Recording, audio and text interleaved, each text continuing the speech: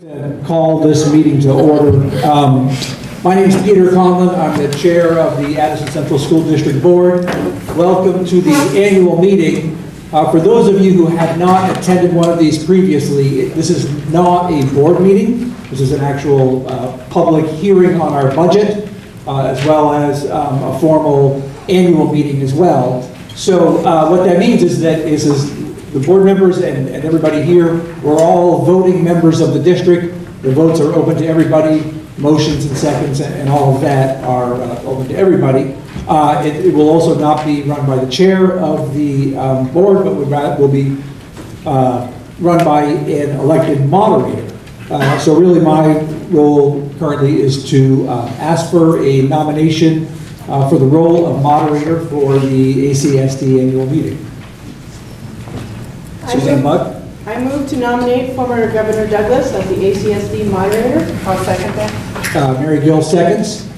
So we have a motion and a second to elect James Douglas, former Governor of Vermont, moderator for tonight's meeting. Are there any other nominations? Hearing none, all those in favor say aye. Aye. Anybody opposed? Thank you all very much. Mr. Moderator. Thank you, Mr. Chairman. Welcome. As Peter indicated, this is a meeting of the legal voters of the district. I know there are a few who are not residents of the towns in the Addison Central District. And just so we know who you are, could you raise your hands quickly? Not that we're going to have any close votes tonight, as far as I know, but thank you for identifying yourselves. The legal voters of the Addison Central School District are hereby warned to meet at the Middlebury Union High School in Middlebury, Vermont on Tuesday, February 26, 2020 at 7 p.m. to transact the following business. Article 1, to elect the following officers. We've disposed of item A, which is to choose a moderator. And so now we'll go to the second item, B, which is to elect the treasurer of the district for the ensuing year. Are there nominations for treasurer of our school district? I nominate Michelle Warren as treasurer. Suzanne Buck nominates Michelle Warren. Is there a second? Second. Seconded by Chip Malcolm. Any other nominations for treasurer? If not, all in favor of electing Michelle Warren as treasurer for the coming year, please signify by saying aye. Aye. Opposed, no? The ayes have it, and we've elected Michelle. We now will elect, under item C, a clerk for the coming year. Are there nominations for the office of district clerk? I would nominate Linda Barrett as clerk. Lorraine Morse nominates Linda Barrett as clerk. Is there a second to that nomination? Second. Seconded by Bill Lawson. Are there any further nominations for clerk? If not, all in favor of electing Linda Barrett to serve as clerk, please signify by saying aye. Aye. Opposed, no? The ayes have it, and we have elected Linda to be our clerk once again. Article 2, to hear and act upon the reports of the school district officers. All of the reports were made available online. There are some printed copies here that have been available in various offices around the district. Of course, we'll have a discussion about the budget, which is a key part of that in just a few minutes, but are there any officers who would like to add to anything that is in their printed reports? If not, entertain a motion to accept the reports of the officers as presented. Probably they shouldn't make it because they're the officers. So moved. Second. Make sure Linda gets your names here. Oh, Bill. Okay, Bill Lawson again. Any discussion on accepting the reports of the officers? Not all those in favor of accepting them signify by saying aye. Aye. Opposed, no. Ayes have it, and you have accepted their reports.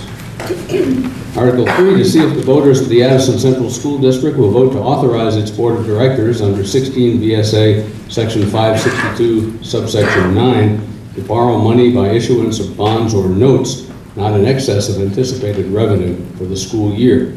What's your pleasure regarding Article 3? So moved. Diane moves Article 3, adoption of Article 3. Is there a second to the motion? Seconded by Steve Forzak. Any discussion on Article 3? If not, all in favor of adopting the article, please signify by saying aye. Aye. Opposed, no. The ayes have it. We've adopted Article 3. I want to introduce the members of the board who are assembled in front of you. And Peg, perhaps you could start by introducing yourself and the town from which you hail. Peg Martin, and I live in Middlebury. Amy McGlashan, I live in Ripon. Mary Cullinane, Weybridge. Victoria Jetty, Woodbury. Chip Malcolm, Middlebury. Peter Conlon from Cornwall. Peter Burrows, Superintendent. Lorraine Morse, Middlebury. Mary Gill, Middlebury. Tori Jacobite, Shoreham. Jen Newcedar, Salisbury. Suzanne Buck, Bridgeport. Thank you. Under Article 4, to do any other business proper to come before said meeting, is there any other business that you'd like to raise at this point? Yes? One very minor thing, I would like to correct the date you read. It's not the 26th, it's the 25th. Oh, you're right. The one at the top is right, but the one you read is not. That's right. I hope that doesn't invalidate the meeting. Yeah, that's right. It should be 25.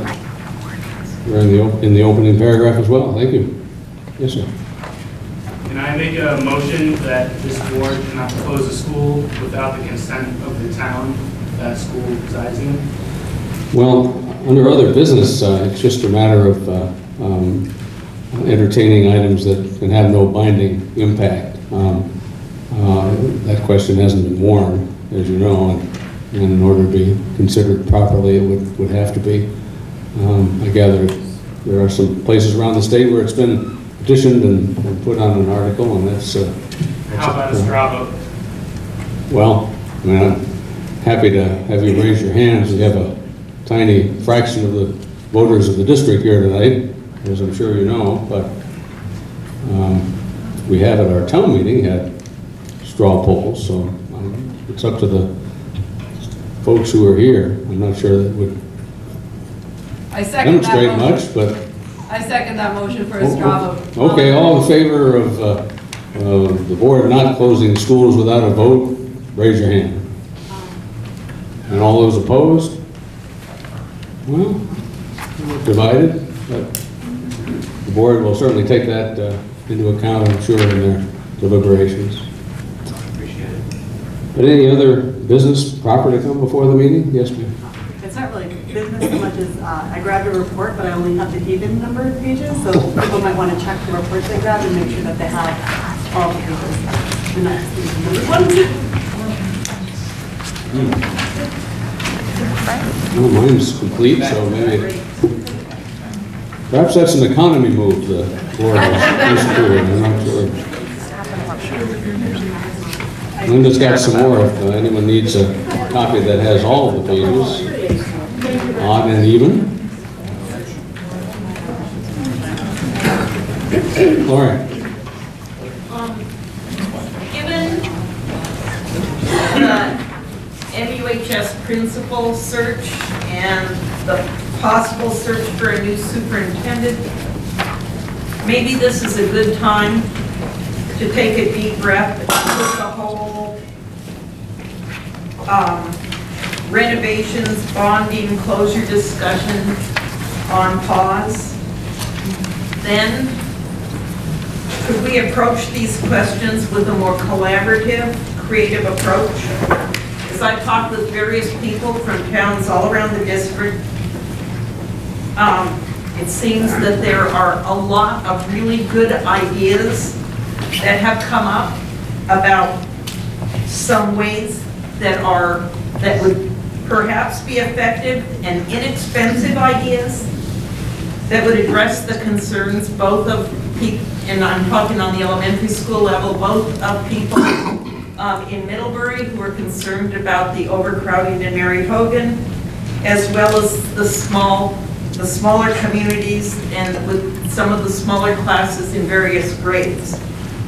I realize that this won't address any kind of repairs that are needed immediately, but it seems like as a next step, it might make a whole lot more sense and end up being more fiscally responsible than pushing forward with a bond.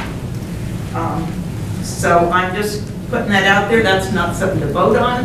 And we can talk about it because this is like a town meeting, right? We can have discussion. Okay. But I'm putting it out there. Thank you.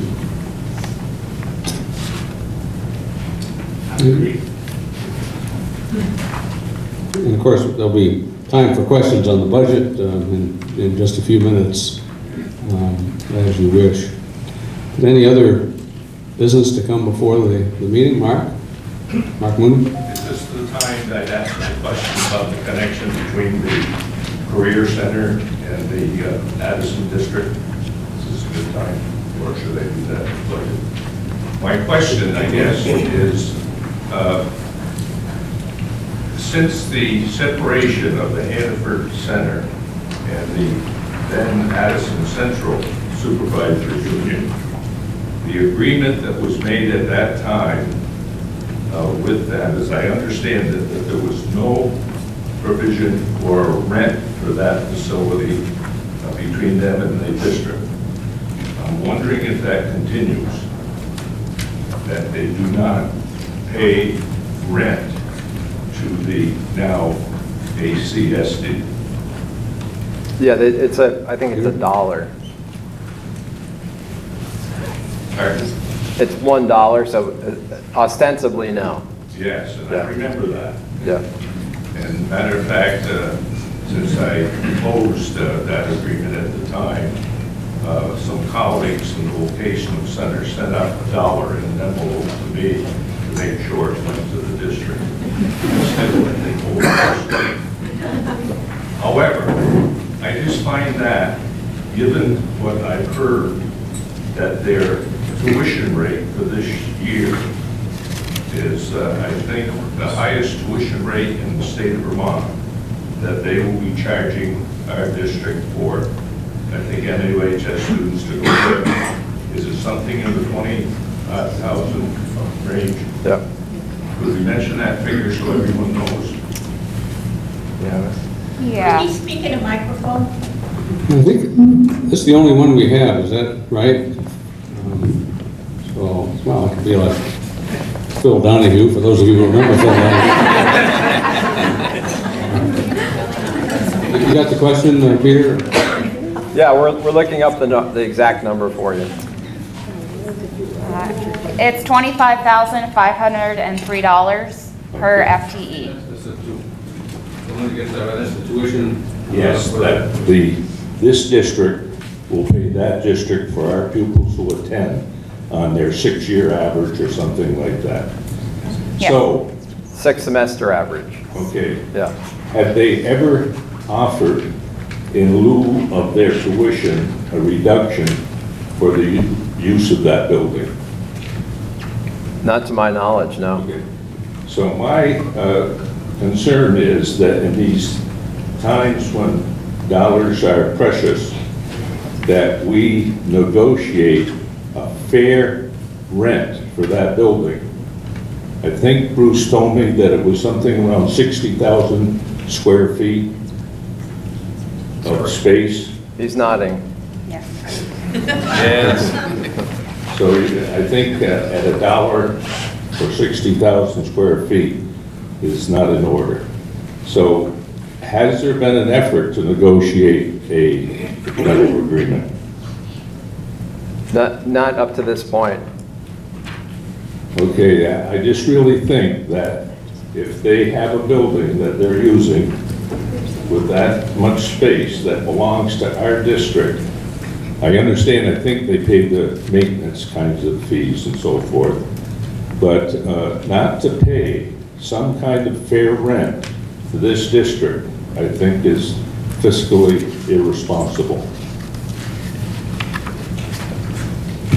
Thank you, Mark. Any other business to come before the meeting tonight, before we go to our budget hearing? Yes, Laura, certainly.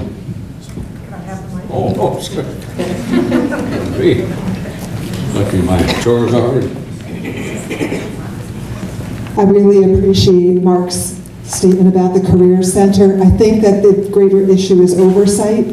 I know what you're saying about their rent, but I think that we have maybe a potentially larger concern about oversight, because it's just hanging out there. And I love the Career Center and what the Career Center does. I want to say that. You know, like I really believe we need its programming, but we need supervision of our supervisor. So the other thing I want to say is that we are in a climate emergency. We need to keep that in mind in all the planning we do, and I know that you are, but I have to emphasize that again. And we need to consider that with regard to transportation to our schools. We need to consider that with regard to fueling our schools. Like, those are the two big drivers. And so I just want to say that that's my concern as I'm looking at our budget and our future of our schools. So I just want to add that to our conversation. Yes, ma'am. My name is Ash, and I had 3 questions. So I'll just ask them. 1, how thoroughly has reconfiguring the school district been explored, and have we considered a more equitable distribution of student populations amongst existing schools? Question number 2, how does the school board plan to address community animosity and community capital, or in other words, the emotional, social, and relationship capacity of our communities after consolidation? For example, has the impact to our local democratic process been considered as small communities feel they are losing their voice? 3, as the state is passing stricter regulations for emission control, has the environmental impacts of consolidation been explored? For example, Global Warming Solution Act requires the state to come up with a plan to reduce greenhouse gas pollution to 26% below 2005 levels by 2025. Emissions would need to be 40% below 1,990 levels by 2030 and 80% below by 2050. Have you considered transportation requirements, which kind of follows what you were saying? Thank you, Ash.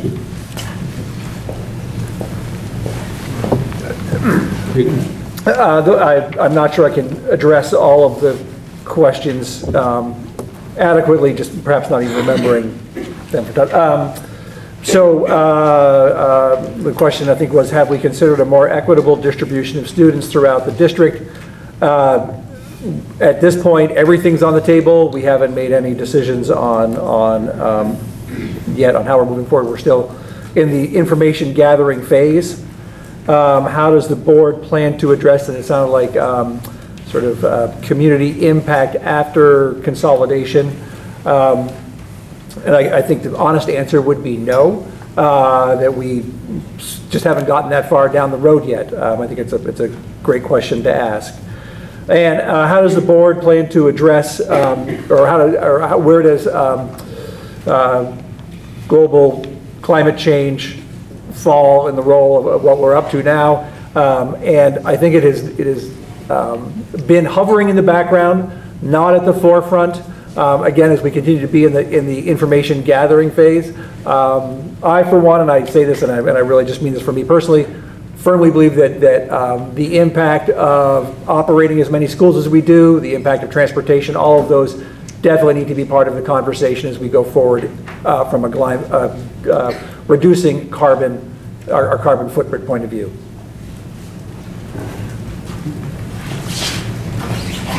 Yes. I don't need the mic. Okay. So give us your name for the... Samantha from Ripton. Just in response to that, so how would closing schools help that? I don't know the answer to that question. I'm just saying it should be considered. And again, if we're talking about the carbon footprint question, yeah. So I'm speaking for myself. That's one of many factors we have to look at. But one could say that operating fewer schools would potentially reduce the carbon footprint. I mean, it could be argued both ways. We don't have the science, we don't have the data. We're still having to transport those same students to schools. Yeah. So how would that actually reduce a footprint? I don't know the answer to the question. Because the only thing proposed mostly during this process is closing schools. So it seems like that seems to be the direction that keeps being pushed. But as this issue keeps coming up and you make that comment, it's just really confusing to see how that is actually being considered. Sure. To that end, could I make a request? Just get your name. Chris Kamek from Ripton. Could we make an emissions study or assessment part of the facilities master plan metrics that we compare to as we're down selecting to a couple of different options? And at some point in the process before we get to the plan, could we have a carbon footprint analysis? I'm not sure the proper term for it, but basically have that assessment be one of the things that we do that would include the logistics impact of the potential configurations. Because it would put numbers to what you're saying, I don't know. We're not here for the board to make decisions tonight, but certainly would take that as a very strong suggestion.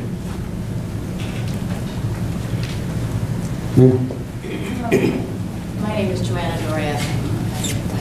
So scary. Actually, you do need to Could you use the microphone? David wants to hear you. My name is Joanna Doria. I live in Ripton. I'm wondering what the board's responsibility is to responding to public comment.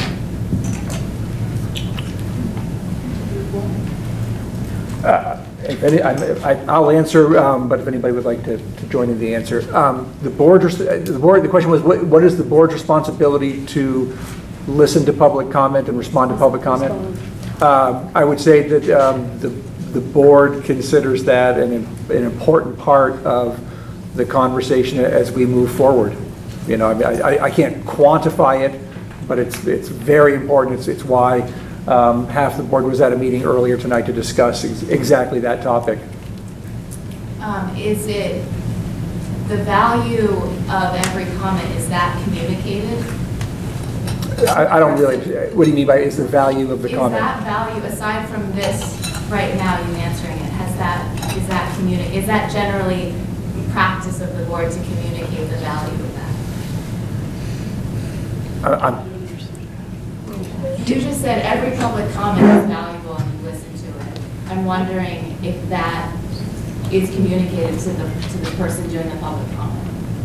Is that ever communicated? Because the way public comment is structured is it's at the beginning of the meeting, you're not responding to anything the board is talking about, and then that's it. Oh, so you're really referring to the public comment period before a board meeting? Yeah. Oh, so that period of time is, it's highly sort of prescriptive, and it really is a time for the board to listen. And it's not the board is there to do a board meeting. It's not the time for the sort of the engagement, which is why we have been doing our best to get out there for separate public engagement, so that back and forth can take place in an arena that it's better designed for. So in that public comment period, there isn't a responsibility to respond to that? It's just No, we have a responsibility to listen, yeah. It's my understanding that we're actually not allowed to respond in the board meeting. I think that we're supposed to listen, but is that Robert's rules that we're not supposed to speak out of turn during public comment, then that the board chair can speak on behalf of the board if he feels it's appropriate, but my understanding is we're not supposed to respond. No. That's not correct? No.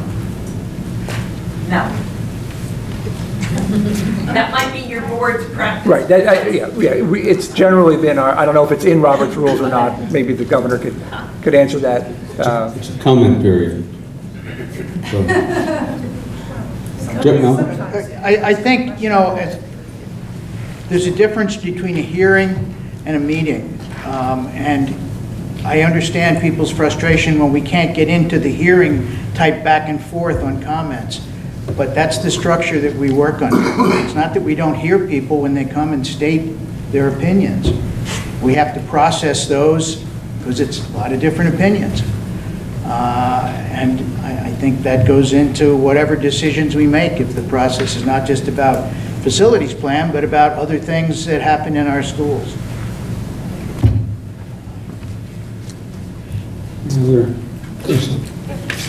John Wessel from Ripton.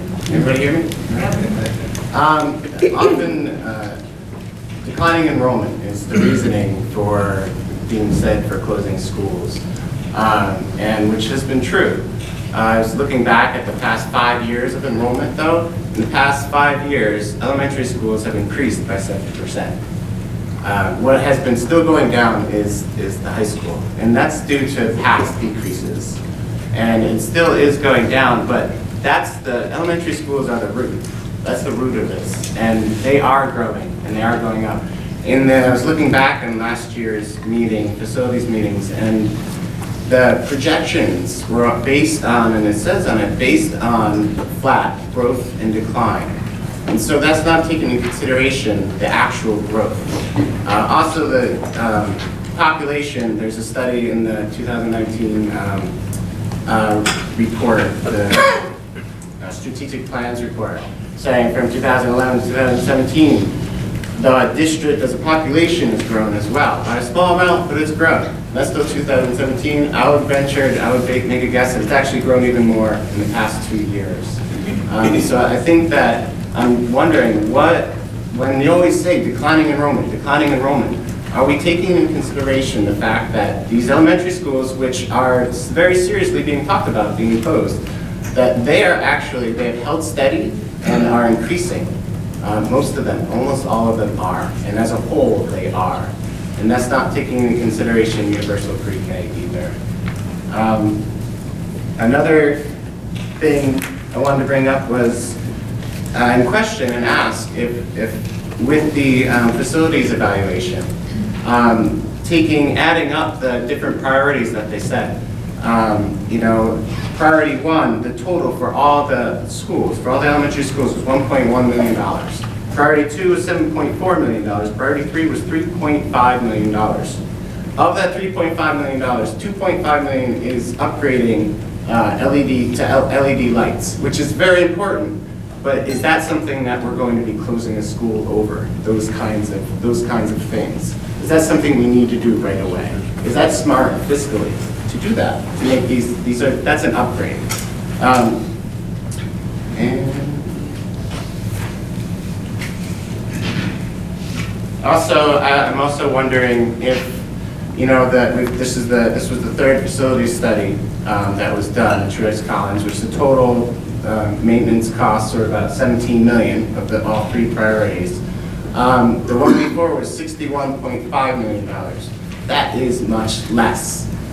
Has that been talked about? That's a good thing, right? That's a very good thing that we're seeing. So do we need to be taking these measures that we're saying, that we are expressing very clearly, are very drastic measures to closing our schools that we care a lot about? And is that necessary?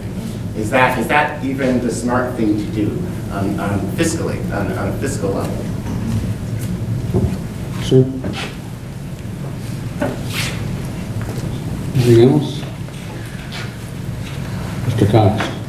I'm Millard Cox from Ripton, and I'd like to talk about, just very briefly, the law under which consolidation is being carried out. It's Act 46, and if you read the text of the law, it says, "It is not the intent of Act 46 to close Vermont's small schools."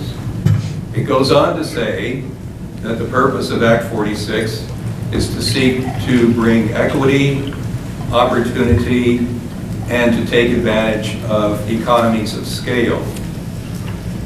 So clearly what it's stating is that those two things, keeping the small schools open and seeking equity, opportunity, and economies of scale, are compatible.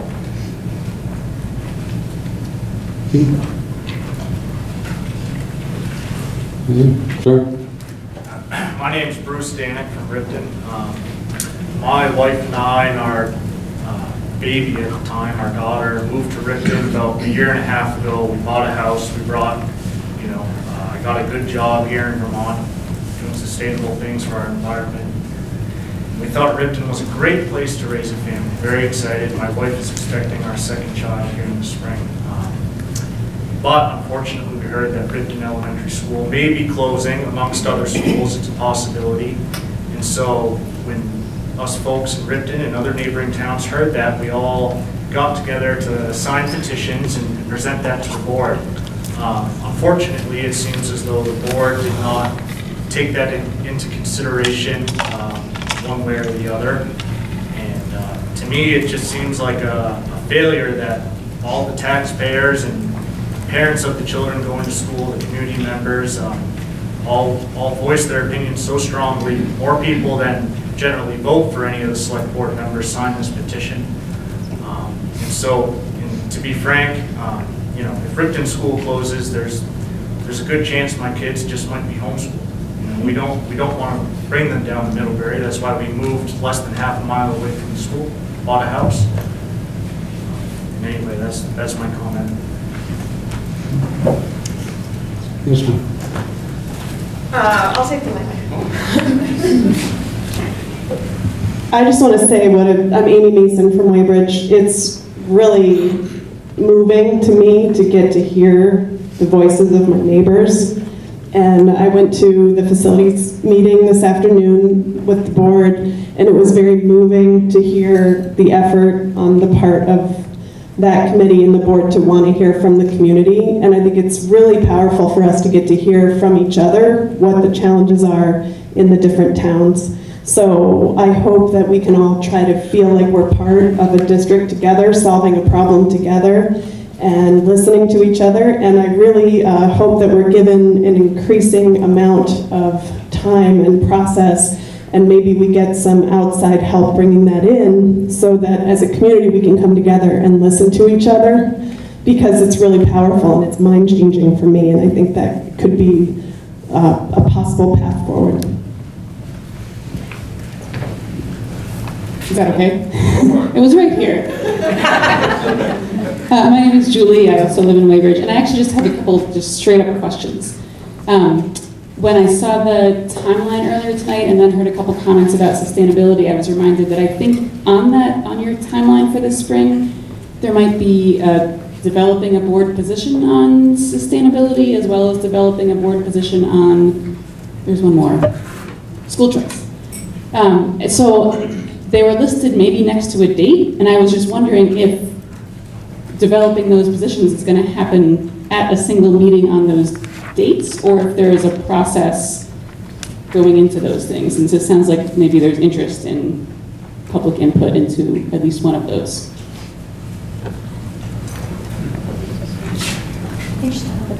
I'll take a shot at it. I don't think we've begun the process. I think those would both be policies. I don't think that debate has yet even begun in the policy committee. But yeah, when it happens, it'll follow the process of all policy, that it starts in committee and then percolates up to the board. But yeah, we aren't quite there yet. I would say in general, our timelines have been aspirational goals. As many of you who have followed this closely, we don't always hit them, hit our dates, but we do like to let people know sort of what's out there on the horizon. So if there are people who are interested in following up on one or both of those things, how would they find out what committee they might be coming up through, or what they can voice their thoughts? Sorry. So we've been sending out, and you've probably been receiving them, different newsletters and things like that to try to keep the public apprised of the work that's happening. Erica has been leading a lot of that work. Erica Garner up in front here. What a way. She's doing a great job. So we'll send out information when there's, if the timeline does change, or places to engage. Yeah. Hi, I'm Mary Heather Bickle. I live in Middlebury and also served on the steering committee. for the facilities master planning process. So I was one of those people greeting folks as they came to participate. And for those of you who came, thank you for coming. And for those of you who are continuing to have discussions about it, we appreciate the input. I just want to say thank you for showing up and thank you for bringing your comments. I think it's really important for us to have this discussion. But I do also want to just remind folks that the board and its mission is primarily for education. And so all of this discussion does need to be focused on the education of our kids. There is definitely a concern and an interest in community partnership. There is a process for developing community partnership teams at the schools. For those of you who are very concerned about community and want to engage in that continuously, I would invite you to check that out at your schools and continue to participate in that.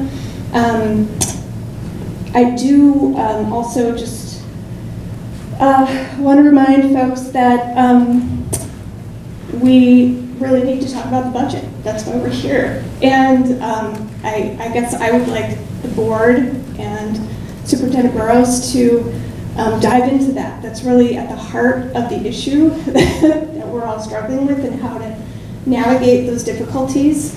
So while I think all of this concern about community and all this stuff, this discussion needs to happen, it's very important. But I also think we need to move along with the process that we have and the roadmap that we've been given.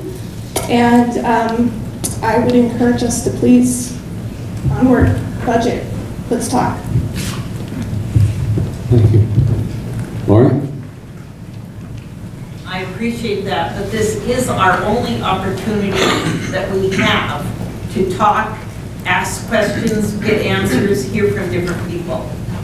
Because as was discussed at board meetings, you can stand and say something and it's kind of like you're talking to a wall because there's no feedback. So this is our only opportunity. So that's why and quite frankly, this is like town meeting. And I don't know about your town meeting, but most town meetings that I've gone to, although mostly in one town, I've gone to town meetings in 3 different towns.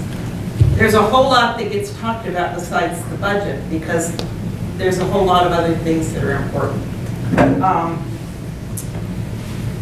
And I just want to say there was discussion earlier today at the other meeting, at the committee meeting, and there's been discussion before about the desire for us to be all one community. And that's a great goal. Vermont is made of 251 towns or some such thing, and of those towns, Middlebury is the 13th largest. That's partly because they get 2,000 college students tossed in the mix, but it's nonetheless the case. And the next largest one in our district is Shoreham, which is number 136, okay? So we are mostly small towns, even though the population is in Middlebury. And those of you who are fans of when I write in the newspaper, I already heard this, but I'm just going to read this part because to me it's important, okay? If you mess up the small towns, you affect everything else, okay? The big towns don't survive without them. And you need to think about a wagon wheel. The hub is vitally important. But if the spokes in the rim fall apart, the hub is essentially nothing. So when the small schools ask for many things, but I'm focusing just here on the school at the moment, they don't merely ask this for themselves. They ask it for the future of our state.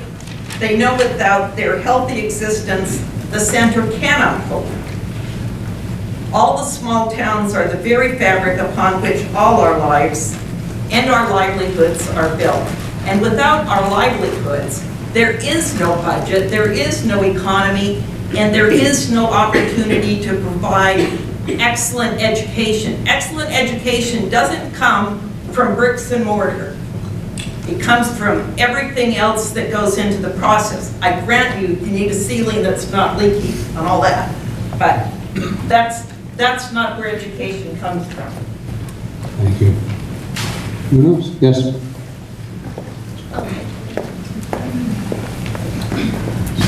Hi, I'm Frankie Wisnowski. I live in Salisbury. I'm an educator in the neighboring district, and I've gone through this fighting to keep schools open. I'm in my third school.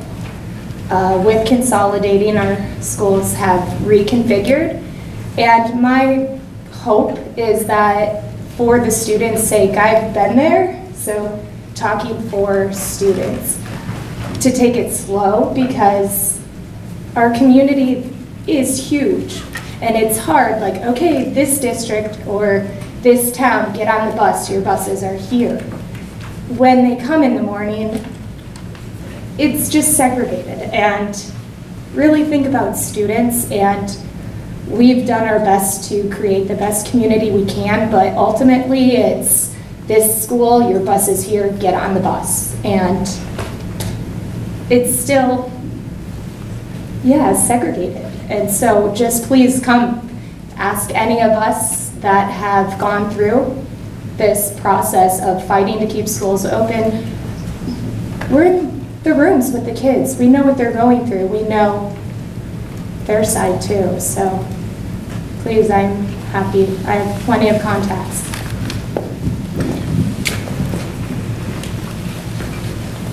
Anything else? Just to go off of that, I promised my daughter I would speak for her. She's 6, she's at Ripton Elementary School, and she just wanted me to ask, why do you want to close my school when there are new students coming all the time? So that's her question to you. She's out in the hallway because we had to bring them tonight, but she was too nervous to come in and ask. But she sees new students coming to her school, so why do you want to close it? So maybe you have an answer I can give her tonight on the ride home. Get your name for the record, I'm sorry. Samantha Eisenberger. Oh, Samantha. Yes. Hi, Barb Wilson from Shoreham. Since, I'm sorry, I got it wrong. Since the big elephant in the room is really how much healthcare has gone up, that has caused our budgets to go out of whack, and then we have our excess spending threshold, I'm concerned that the threshold as it gets set isn't taken into consideration how our expenses are rising. And so my question is, how does the threshold get set year over year? I've looked at the statute. It looks like the legislature is kind of responsible for setting that. And are we taking into account the costs that are associated with unexpected costs such as healthcare? Because it would really be sad that we have to close schools because our healthcare needs to be solved, and we should be really focused on solving the problem of healthcare. I would definitely let the governor correct me if need be. The setting of the excess spending threshold is before my time. It is in statute, and it increases, I think, by a New England inflationary number. The issue of the fact that expenses in schools are going up significantly more than that, largely due to healthcare costs, but other costs as well, is absolutely being discussed, and whether that needs to be adjusted. There's a lot of other things kind of in motion where there's some talk about eliminating it altogether. It's not an area that I'm involved with on a day-to-day basis, but I do know it's being discussed.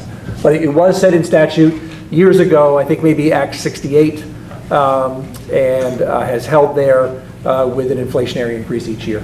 It used to be a factor of average spending across the state, and then it went to a fixed number with an inflationary factor. Thank you. And we'll talk about that more when we talk about the budget as well. Can I make one comment there?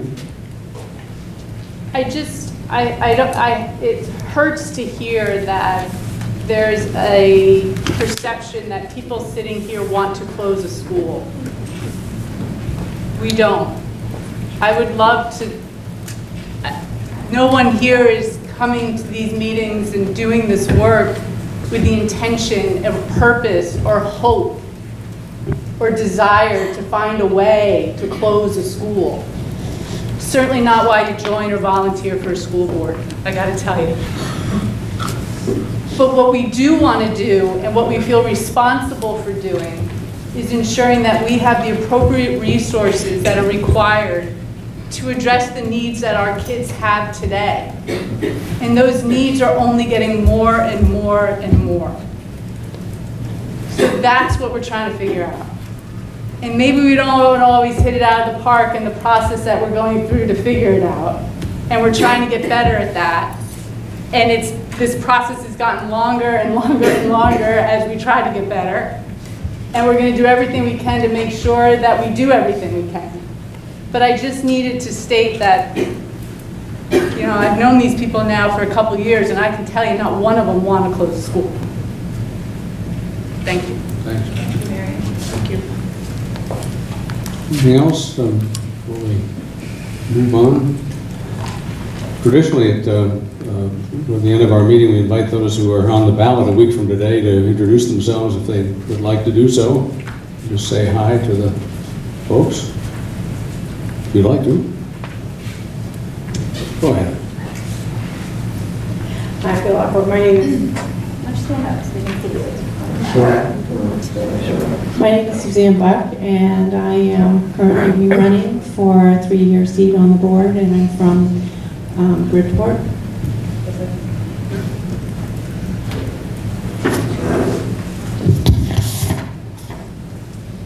I'm Jen Newseeder. I'm from Salisbury. I had like a 4-minute thing prepared, but I know that we're running very long, so I'll just try to keep it short. I really want to echo what Mary said. She speaks so eloquently, much better than some of us that get more nervous. But she's so right. We are not in this to close schools. We came on this board initially because we care about education. We care about our students, and we know that our community does too. And we are community members, just like you are community members. We're working to do the best that we can for you, for the students, for the taxpayers that don't come here as well. So I'd like to continue to try to do that work. And like Mary said, we haven't done it perfectly. We're doing the best we can. We're trying to learn from you and your feedback and do better in the future. And I'd like the opportunity to continue to do that. Thanks so much. Right there. I'm Mary Gill. I'm finishing my first term on the school board and hope to be here for a second term. I've learned a lot in the first year. I thought I knew a lot because I worked in the schools, but the school board does a lot of hard work that I had never had envisioned before. And I hope to bring what I've learned to the next 3 years because we are all learning together. And we are committed to doing what's best for kids and families and the communities. Thank you.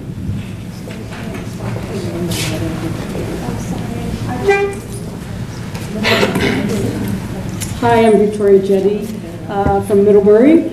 I'm running for school board. This is I'm in my second term, and I was on the Mary Hogan board beforehand. I want to thank you all for showing up. You know, that's really half the battle. And I know sometimes in the constraints of the board structure, it feels like we're not listening, but I can tell you we are. I'm reading every one of your emails, and I'm hearing you. And I thank Mary, who's far more eloquent than I, for really stating, I know how we're all feeling. I appreciate the communities that we live in. And I think that we need to change the focus a little bit and really start to focus on the strengths of these communities, because I think that we do differ a little bit from our neighbors to the north in that we have really strong communities. And when I think about the possibility of having to close schools, I think about the strength of those communities, and I don't have any doubt that we would survive whatever change is coming. So anyway.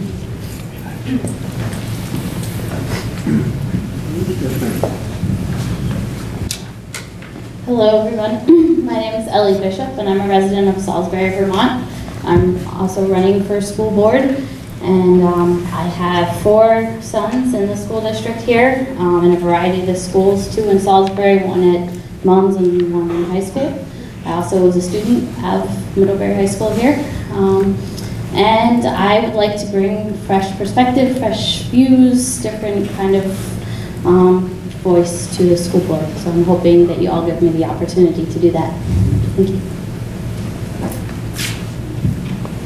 Hi, my name, I don't need that, do I? Hi, my name is Kristen Gardner. I have 2 young boys, a 9 and a 5-year-old here. I am a teacher in the district as well. I hope that we can have more of these meetings where we can talk this through and hash this out together with all of the towns so we can have a back and forth conversation with our board. And I hope that I can sit on that board so I can make that happen. Thank you. What town are you from? I'm from Middlebury.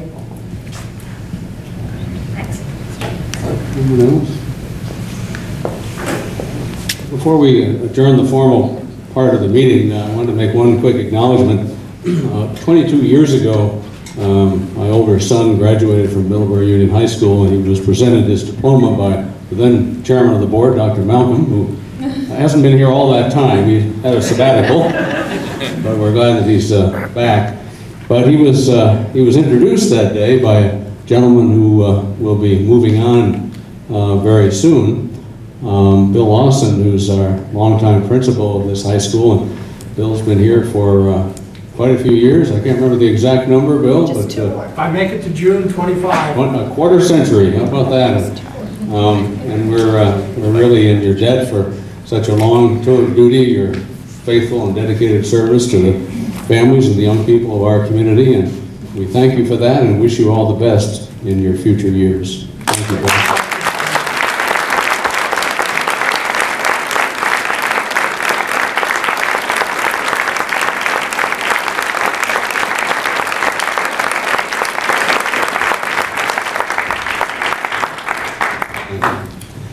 Is there a motion to adjourn the meeting? Moved by Diane. Seconded by Steve. All in favor of adjourning the meeting, please signify by saying aye. Aye. Opposed, no. The ayes have it. We've adjourned the annual meeting. The legal voters of the Addison Central School District are hereby warned to meet at the Middlebury Union High School in Middlebury, Vermont on Tuesday, February 25th, 2020 at 7 p.m. for a public information meeting to discuss Australian ballot articles warned for a vote on Tuesday, March 3rd, 2020. The hearing will take place immediately following adjournment of the annual meeting of said Addison Central School District. That, of course, is the point of at which we have arrived this evening, and I'll introduce once again Peter Conlon, the board chair, for some introductory remarks, and take it away. Thank you. I'm actually going to turn this right over to the chair of our finance committee, Chip Malcolm, to introduce the topic tonight and the work that's gone into it. This is the 4th budget since unification that's been put together. It started off pretty awkwardly because you had many towns, many schools, and you had to come together with all these previous budgets into one budget.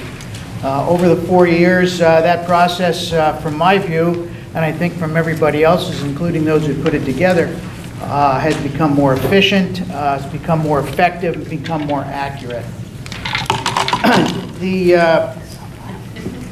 fiscal year, or the fiscal 21 budget that we'll be discussing and we'll be voting on in a week, is really what we'd call almost a rollover budget. Because of so many particular important issues, such as the facilities master plan and how that may affect our expenses or reduce them or increase them or whatever, plus the 6th grade, which we decided to move to the middle school starting in the September of 2021. That also has some major ramifications for the budget. Because of that, the board and the administration felt that this was a year to stay stable, We talk a lot about status quo. We're still at the status quo at this point, but the status quo will have to change. Although there are people that dispute that enrollment's decreasing, I think most of us believe it is decreasing and projected to decrease over time. That becomes a tremendous challenge in budgeting, in whatever way. It is a statewide system, and for that reason, we have to respect the limitations that the state will put on us for whatever reason. We maybe can reject them, but politically I don't think that's a very sustainable type of process over the long term. 75% of our expenses are people and their salaries and their benefits.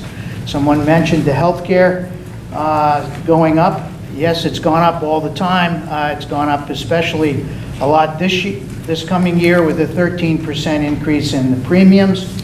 And we need to be able to accommodate and plan for changes in the healthcare system, our healthcare benefit system, as decided by the state,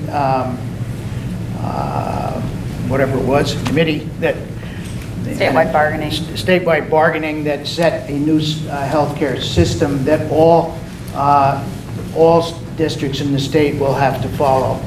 That affects us in some ways, not exactly immediately, but pretty much in the next fiscal year at some point, and thereafter. There are a number of benefits that we don't give at this point, which we will be required to give. Coming in 2000 and in the FY22 budget, that's where this is going to become extremely more difficult.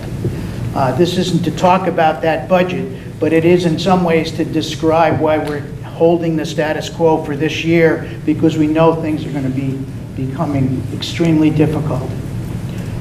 If you think of, in turn, I'm just prefacing my general thoughts on this, but if you think of this budget at 39 plus million, 3% of that, if you rolled it over, is $1 million or thereabouts. That's a lot of people. If you had to drop or keep the budget steady and not raise it by a 3% a year, you have to find ways to deal with 10 or 15 less people in your employ. That's a huge, and you couldn't do that forever or you wouldn't have a school system.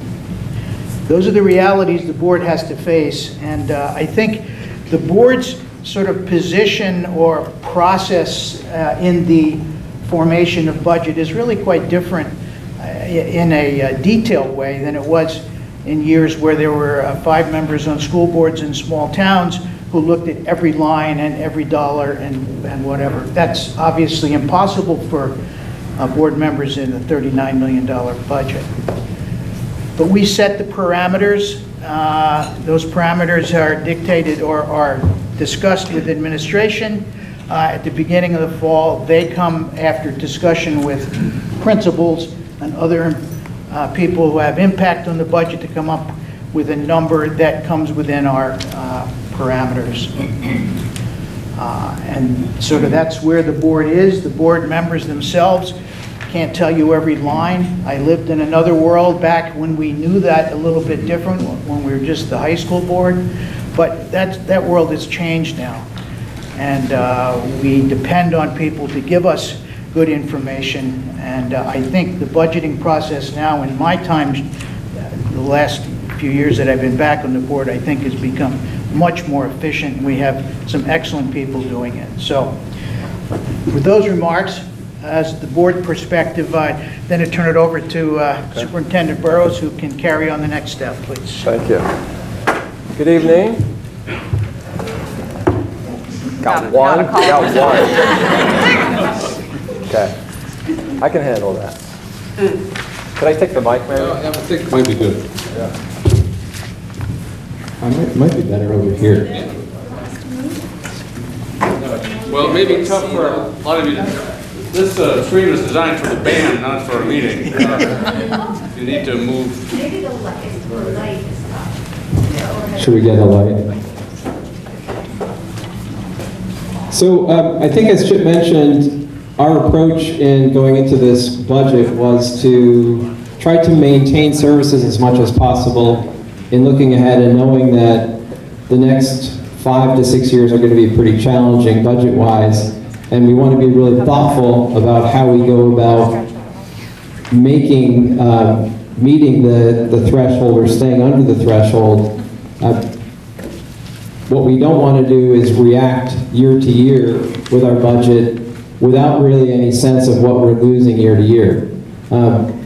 I think that's one of the biggest challenges we face. It's what we're talking about tonight and talking about consolidation and looking ahead to how are we going to fund our schools and provide resources for students when the roll-up costs are around 3%. We've got healthcare going up in double digits, and we can't, I can't see a way to reduce 15 employees every year for the next 5 years. I just don't see how we can do that. So I think we are in a pretty challenging position right now. We are not alone. There are many other districts. All you have to do is look at your neighbors to the north, to the south, everywhere. We are all going through this together. So while that's not terribly comforting, because we still have to figure this out together, it also is, we're not doing something wrong. We're facing shifts and changes both in terms of funding, in terms of what the state can provide to schools, in terms of education funding. We are in a demographic shift in the state. It's been talked about a lot, and we are seeing it here. There was conversation earlier about the elementary enrollment. That has remained somewhat steady, but overall, if you look at data across the state and what the projections are, we don't think that is going to increase. And the fact is, we are now a single district with a single budget, and so we need to make hard decisions around, are we going to weight all of our money to elementary? Are we going to weight it to middle? Are we going to weight it to high school? But we can't weight it everywhere. We're going to have to look at the funds that we have, and I think as has been shared tonight, we have to make hard decisions as a community. So I'm heartened too. I think some people said they were heartened by the conversation that's happening. I'm heartened by that too. This is not the last year we're going to have these conversations, right? We're going to continually be needing to come together to solve these issues. So this budget, as I mentioned, is a fairly flat budget in terms of staffing year to year. There were a couple changes we made in terms of enrollment shifts here and there, but for the most part, we maintained services. We've continued to fund both our support system and the shifts that are happening with that through our System of Services design team, as well as our work with International Baccalaureate and 1,000 other things that you all see and know about in our schools that are happening every day. So in terms of the impact on this budget and why we are now kind of over the threshold before we take away exclusions, kind of the two major impacts are the loss of 48 equalized pupils. And equalized pupils are a 2-year running average of students. It's a weighted number. We get more weighting for a high school student versus an elementary student. We get weighting for an English language learner, etc. So that's a significant impact. I think as was mentioned earlier, when you look at our enrollment, the secondary level, those students, those classes tend to be larger than the elementary classes at grade level. So classes of 140, 150 are starting to graduate, and they're being replaced by class sizes of around 115, 120. So this is what we've been seeing happening for a number of years, and we project that to be continuing for a number of years ahead. Healthcare obviously is out of control. We are now under a statewide healthcare system, and the impact of that for us was more expensive. So what we previously offered individually as part of a consortium of schools is now, we're now offering more going into this next fiscal year. So that is another impact on our budget. So some major impacts, as I mentioned, we are still below the threshold, and that threshold acts as a means to suppress spending for all Vermont schools. When a school district goes above the spending threshold, every dollar above that threshold is double taxed. And this has been around for at least a decade, this mechanism. So I'm going to pass it off to Brittany to talk a little bit more in detail. Tonight we have also asked other central office leaders to talk about their budgets in their areas as well, so you'll be hearing from them too.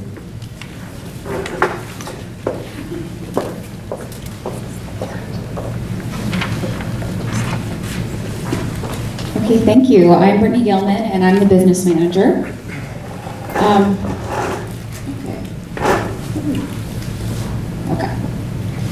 So in terms of the budget environment, we've talked about some of these things already, but just to sort of set the stage for the things that we were thinking about going into this budget year and the things that affected the overall bottom line of the budget and also the tax rate. We had an incentive rate decrease. The incentive rate is something that we received for unifying in FY18. And it started at 10 cents. Each year that'll go down 2 cents until it phases out. So that sort of creates a natural increase that we have to work against in terms of the tax rate.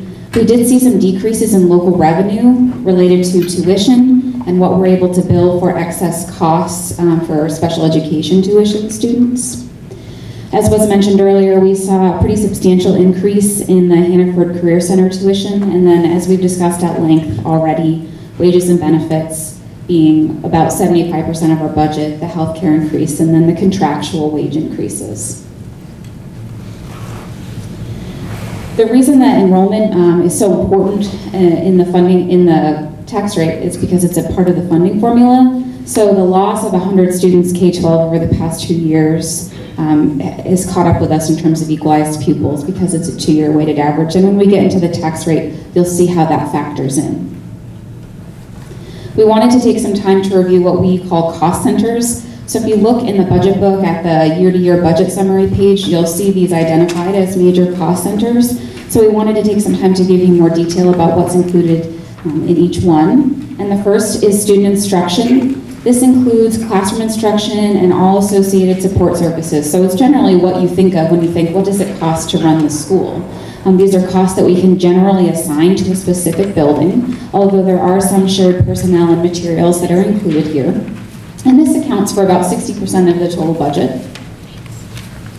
It doesn't include special education, so this is just regular ed instruction. And some of the changes that we had in student instruction related to FTE, so related to staffing, broken down here by school. Bridport has a reduction of 1 paraeducator vacancy and are increasing their guidance time. So we think we'll be able to increase guidance time by about 0.4 in reducing that vacancy.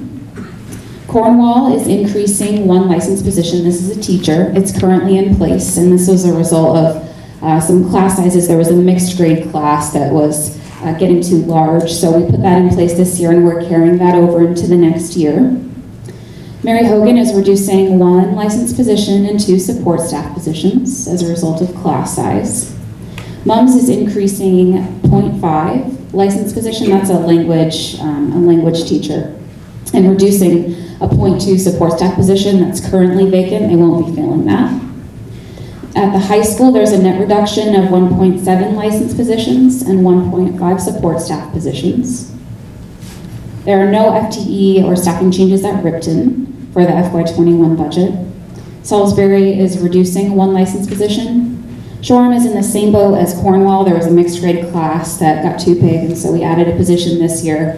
We'll be carrying that over into the next year. And Weybridge is reducing a 0.5 support staff position. Some other cost drivers in student instruction are related service providers like occupational therapists and speech therapists, and other contracted services such as out-of-district placements and psychological services. And these are costs When it's included in student instruction, it can't be included in special education. So there are certain services that we have to provide to students that are considered regular education, and they're accounted for here. We don't receive reimbursement for those services, and they can be a cost driver. This shows where our how our student instruction costs are broken out. So as you can see, the big blue is the instructional programming, that's the classroom. And then the yellow is instructional support, so that's also the classroom. And that accounts for over 75% of our student instruction, as it should be. And then there are other areas, such as the principal's office, custodial, pre-K programs, athletic and co-curricular, that go into the student instruction category. I'm going to invite Vicki Wells to come up and talk briefly about special education. Vicki is the Director of Student Services. Welcome. So Brittany did the slides, so I'm kind of looking at the slides to say, okay, what did she put up there for me to talk about? So for special education is a complex funding formula, and we get X amount from this state, and each district has to pay approximately 40%, and then there's partial reimbursement on some of the costs that we expend, and then there's fuller or broader reimbursement on some other costs. So it's a really complex system. That's going to change a couple of years down the road, but we'll get there when we get there. So when I look at special education, this includes our special education teachers, it includes speech and language pathologists, it includes our school psychologists, it includes some behavior interventionists, it includes paraprofessionals, it includes myself, and 2 special ed coordinators, one at the elementary school level and one at the high school level. It also includes costs that aren't covered under the regular ed budget for occupational therapy, physical therapy. We have some students who are placed out of district that have needs. It covers those types of costs. So there's a number of costs that are mixed in with special education. And we also provide transportation for some students as well. And special education is when a student is eligible for special education under a very prescribed federal and state formula of disability, adverse effect, and need. So all of the costs related to special education are, as students become eligible, anything that's required to provide the services to them are included in the special education budget, which is at about $5.5 million. Every single year, we think we hit a target and a student moves in or a student moves out. So it's reflective of student needs, so it's really never stagnant. Whereas if you add 1 more student to a regular education classroom, that's not going to change the number of staff that you need in order to support that student. We could have a couple of kids move in with some pretty significant needs, and that changes our bottom line. And it also changes what we need to provide. So I also am overseeing the work of the System of Services Design Team, which is really taking a look at how we're providing services to all of our students to ensure that when we're talking about international baccalaureate, we're really talking about international baccalaureate for all, and how do we ensure that all students benefit. In terms of changes for FY21, the special ed budget is going up slightly, and again, it's reflective of student need. We're increasing by 1 speech-language pathologist who will be doing a little bit of work in early education and a little bit of work in 2 of our outlying schools. And we're also increasing by 1 special educator at one of our rural schools because of the number of students who are eligible within that building, and it's too much for 1 special educator. So that kind of gives special ed in a nutshell. Thank you, Vicki. The next section is universal pre-K. These are payments to approved independent pre-K programs, and this came about as a result of Act 166, which states that eligible 3- and 4-year-olds are provided 10 hours of pre-K a week. And we base this number on the number of students that we estimate are going to be in partner programs.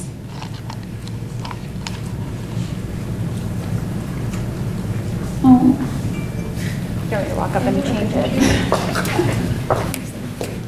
Okay, we'll use the computer to back up. Okay, so.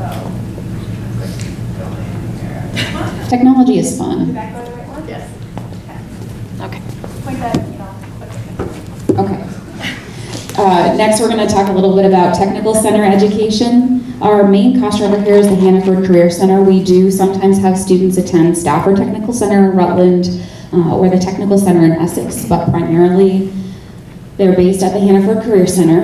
And there was an approximately 15% increase in tuition per FTE, which is full-time equivalent this year. And that FTE is calculated based on a 6-semester rolling average. Our 6-semester average is remaining pretty constant. It's the tuition increase that led to the jump this year.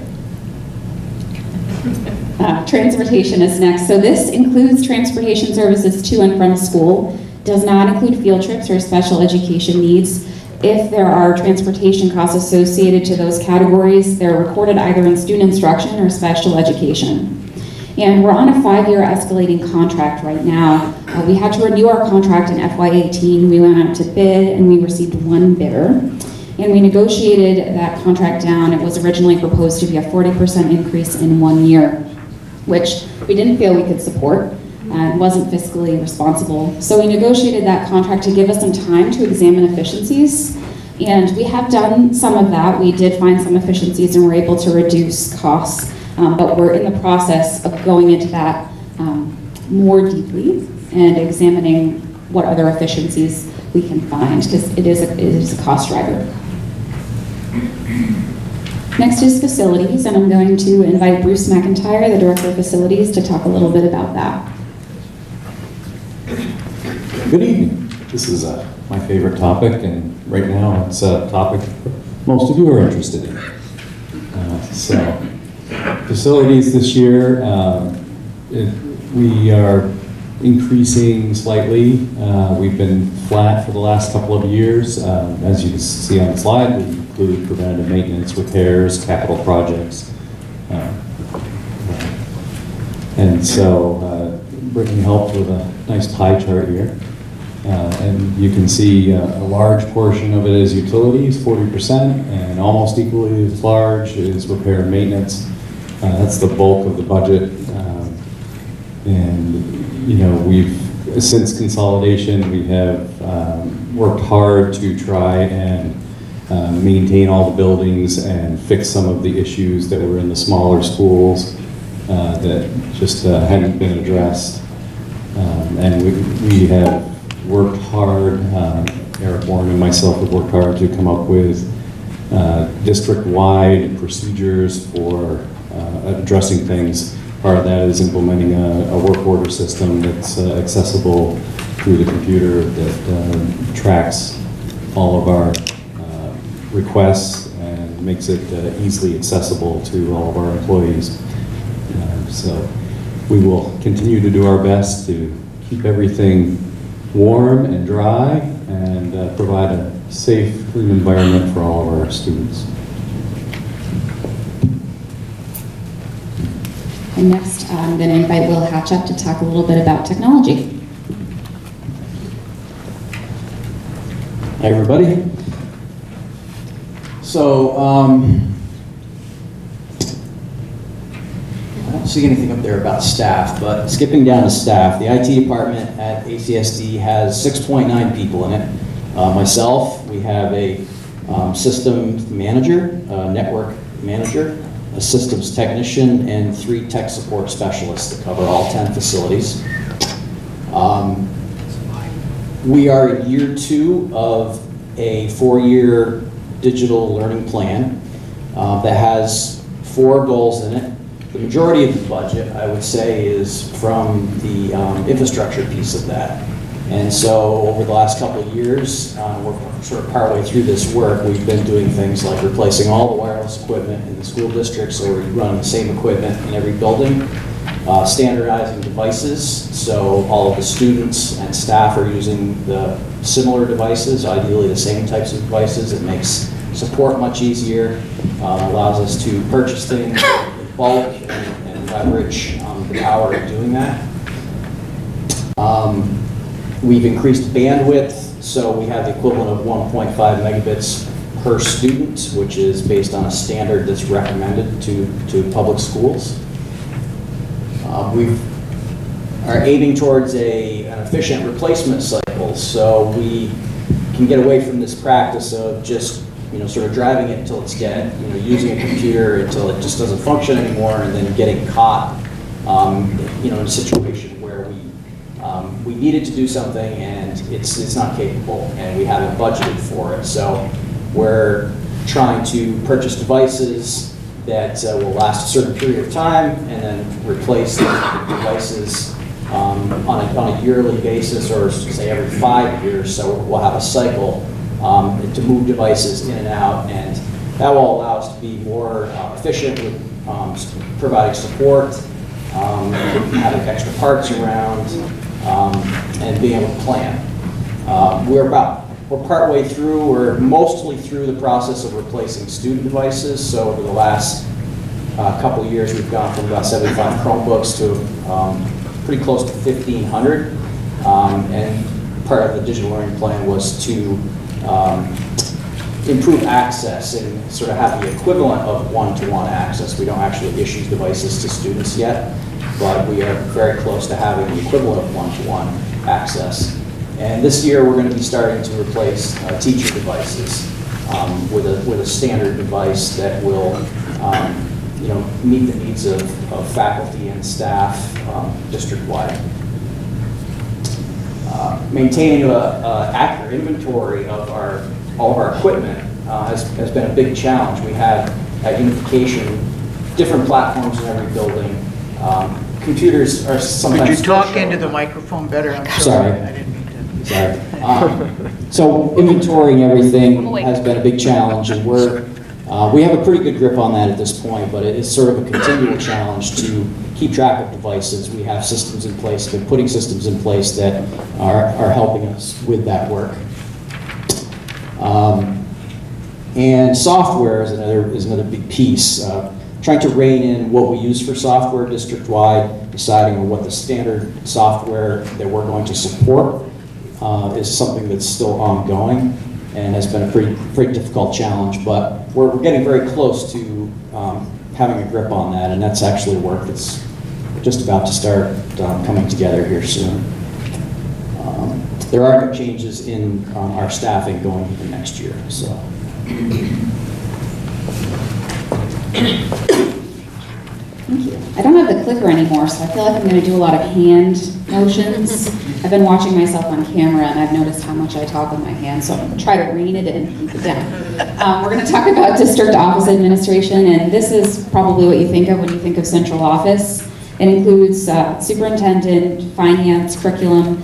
There is a portion of special ed administration that is accounted for here if it can't be reimbursed. It also includes human resources, and it includes contracted services related to payroll, finance software, and budget administration. There is a reduction going into FY21 of a half-time central office position, and that position is reflected in the curriculum budget. Which is next? How convenient. I'm going to invite Caitlin Steele up to talk about professional development and curriculum. They're listed as separate areas, but there's a lot of overlap. So this section of the budget is represented on pages 62 and 63 of the budget book if you wanted to look at some of the details.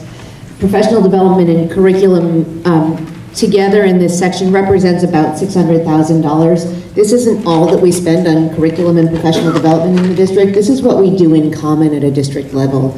So each of our schools has a small professional development budget to differentiate their practices in line with their school needs. But in common, we do quite a lot. So these two budgets reflect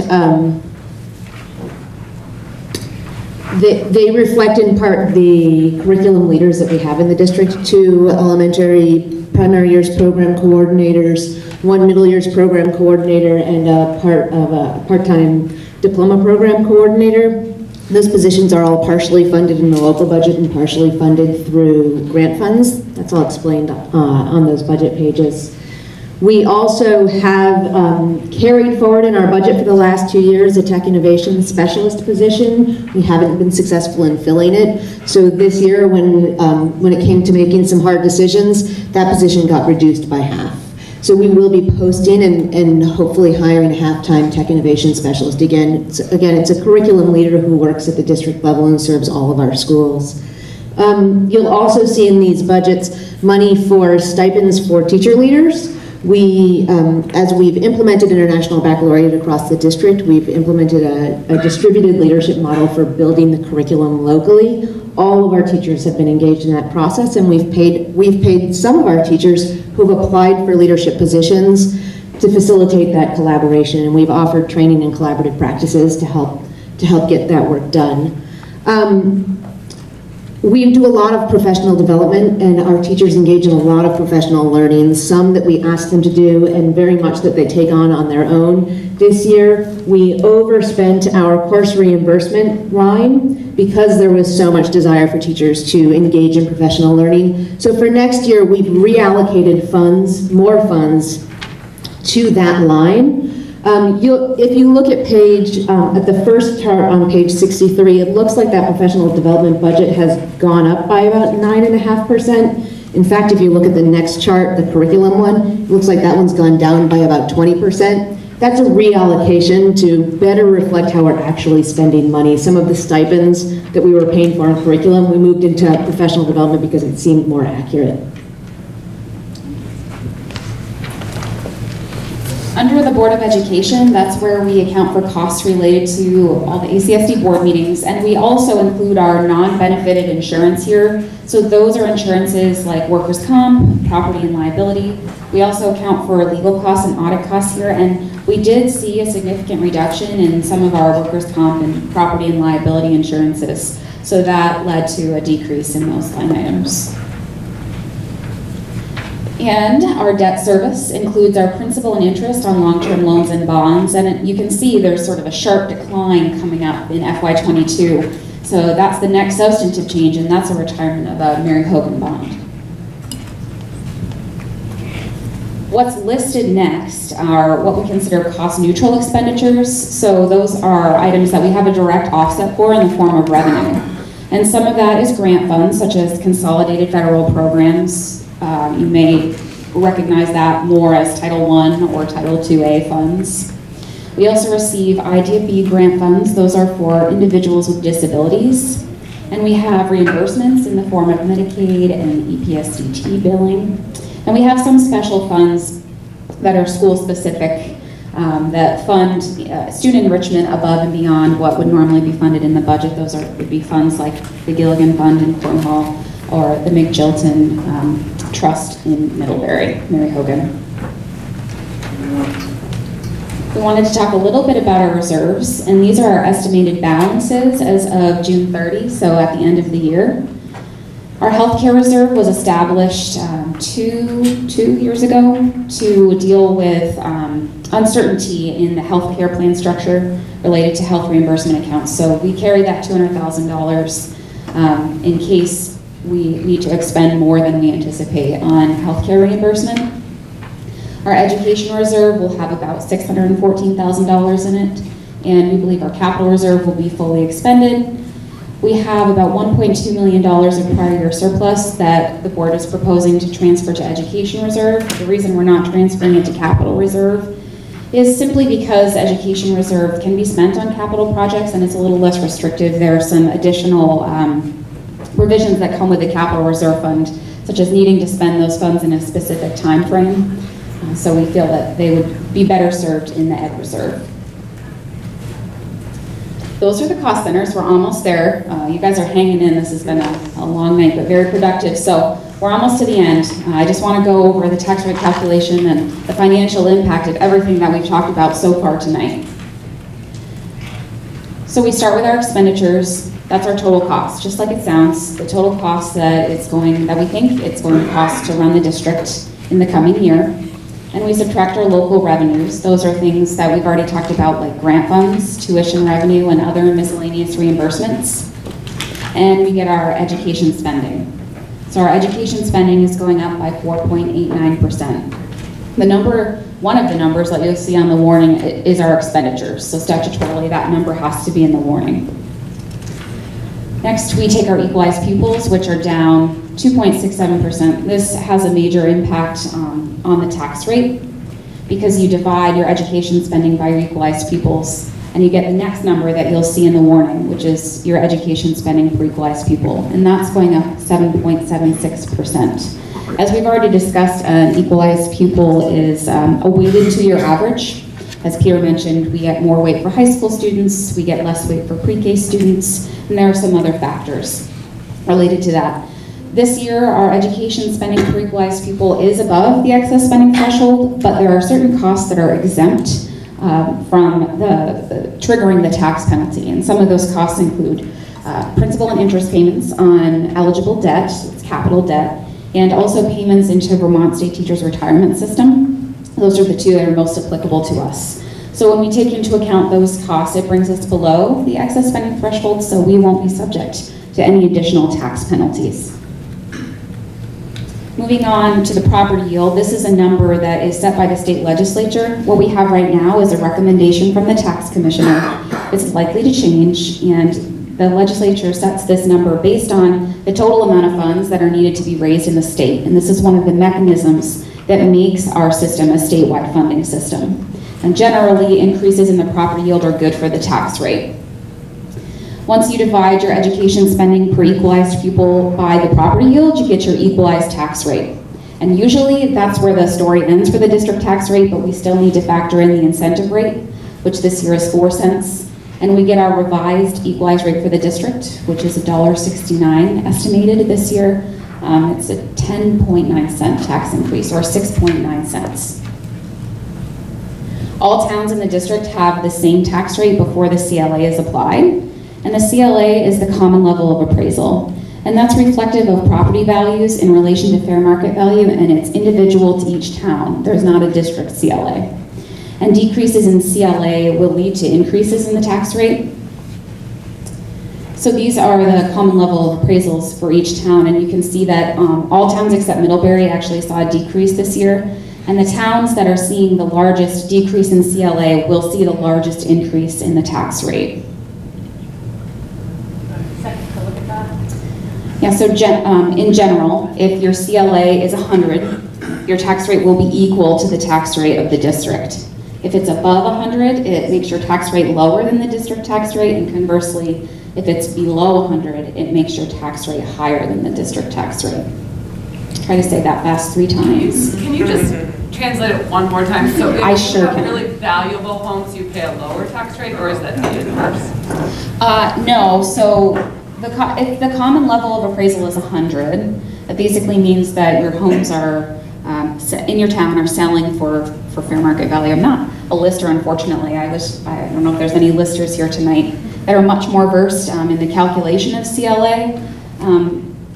But essentially, if your homes are selling at fair market value, it's 100, and that means that your district tax rate and your town tax rate will be equal.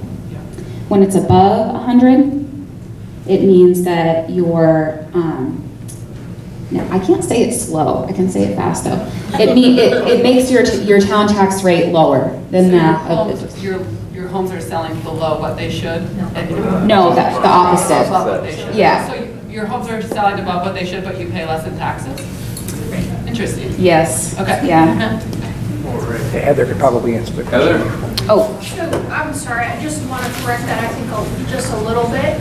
I don't think it's necessarily related to the selling of the homes, but more The assessment. The assessment. You're right, I'm sorry. And Middlebury has just recently gone through a 10-year reassessment, and what typically happens in that process is that your common level of appraisal now moves up to 100 or above. Right. And if you recall, a year or so ago, before Middlebury had done that, we were down around like 79% common level of appraisal.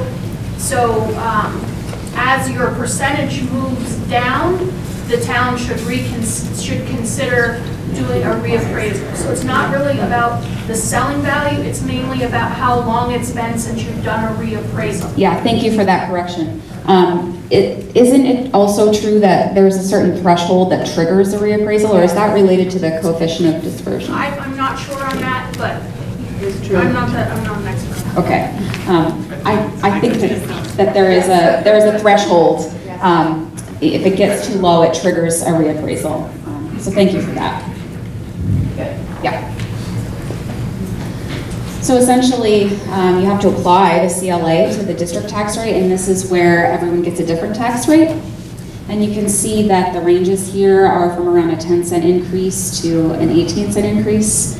And as we talked about, the towns that are seeing the larger increases, it's a result of substantial decreases in the CLA. I'm just pausing so everyone can look. So Brittany, what that's saying is that because they haven't upped their appraisal value against which the tax rate is applied to, they're paying by that CLA a higher rate because the base that it's being multiplied by, if I have a $300,000 home or a $500,000 home, and it's very close to the correct thing rather than being 15% under, I'm going to be paying a higher rate here because of that. So it's both a rate and an adjustment of how your appraisals work. Is that a fair statement?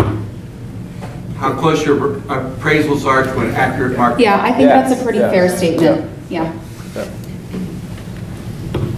And I mean, just one other thing to add, it can be your CLA going down or just that it is down. So if the CLA is hovering around, 85, your house is not valued. They want to collect more taxes from you, right? Because your valuation is too low. So that's kind of how it works. So sometimes these dips happen year to year, where one year a town will be at 90, then it'll drop to 85. But sometimes if you just stay down at 85, you're still going to be paying a lot more than another town that's at 100. Yeah, you'll be paying more than another town that's at 100, but it certainly affects year to year when you have substantial decreases. So how does this actually affect, the average resident? So the calculation that we look at most frequently is people that pay based on property value. Actually, 68% of Vermonters, I think, pay based at least partially on income, but this is sort of the calculation that we look at most frequently. It's most simple. So I did this example based on a Salisbury resident who would be paying based on a property value of $250,000. So you would take their rate, and then you divide it by every $1,000, I can never say it right, of value, and you get $4,536, and that would be about a $450 increase over the prior year.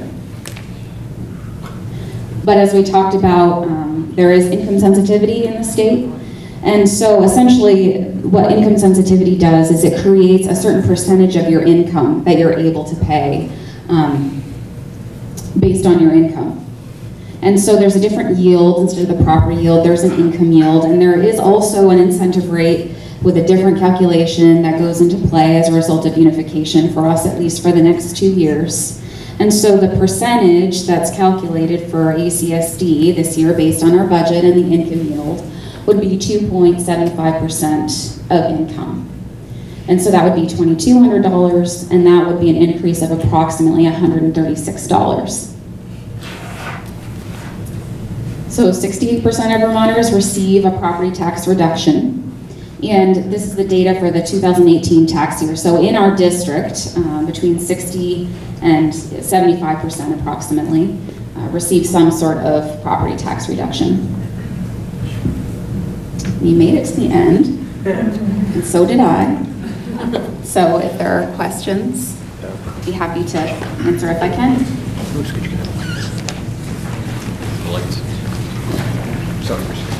Here's a question.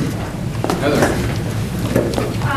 Heather Seeley, Middlebury. I actually have a couple of questions. I wonder if you could go back to the slide that talks about the staffing reductions. And you were checking that item? It was towards the guide. The schools, individual school staffing, is that what you mean? Yeah, and student instruction.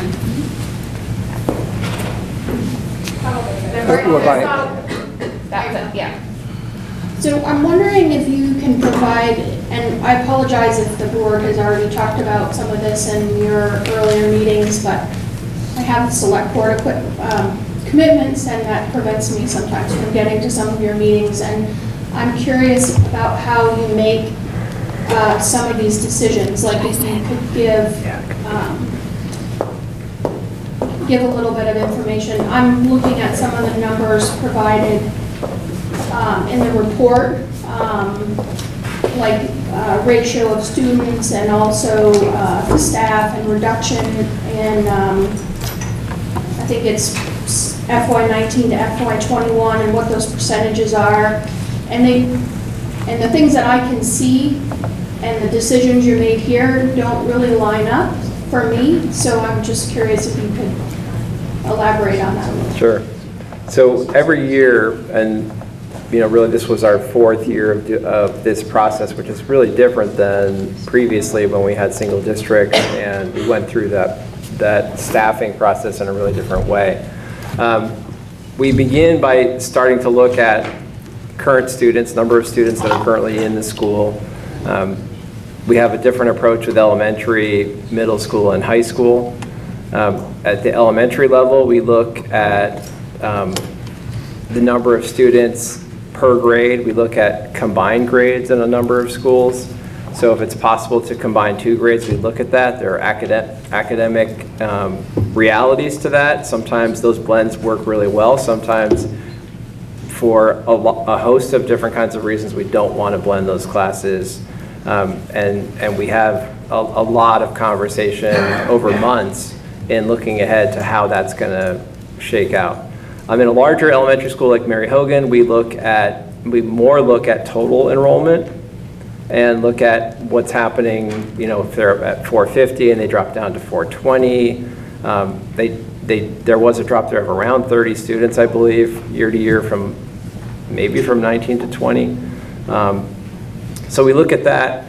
At a school like Mary Hogan, it's across a number of different sections, and there are more options in terms of how you're going to staff that. We leave that up to principals, and that's something that I have conversations with principals monthly to talk about staffing and looking at what the needs are. But I do think it's important for the principals to take the lead on that in their school. They know best the needs of the students, what the best combinations are.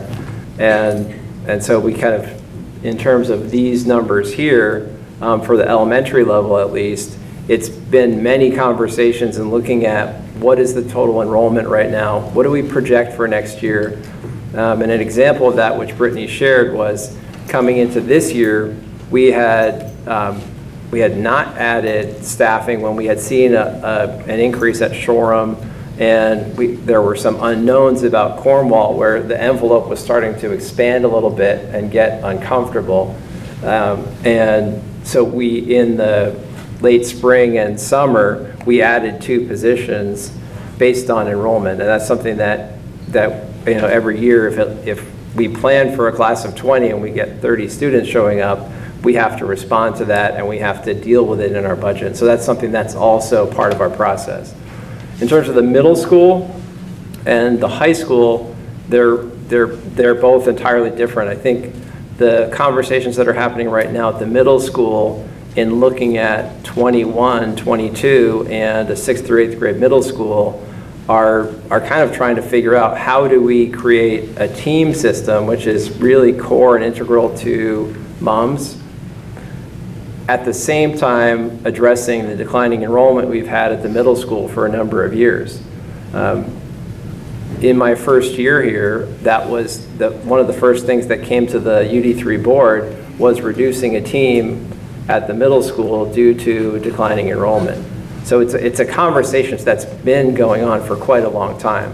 And I think when you look at, you were asking about ratios, when you look at ratios across our district, the middle school has the lowest ratio of student to teacher, lower than the elementary schools. The reason for that is when you have a team, it's very challenging just to drop a team. If you have a high school and you have 6 teachers teaching math, you can reduce 1 position. It doesn't change the programming. The middle school is built around a program, and so it's much less malleable to being kind of fluid year to year in staffing. So that's one of the challenges, I think, at the middle school. And then the high school is a similar process to elementary. It's looking at the number of students, looking at class size, looking at what the needs are, and making adjustments.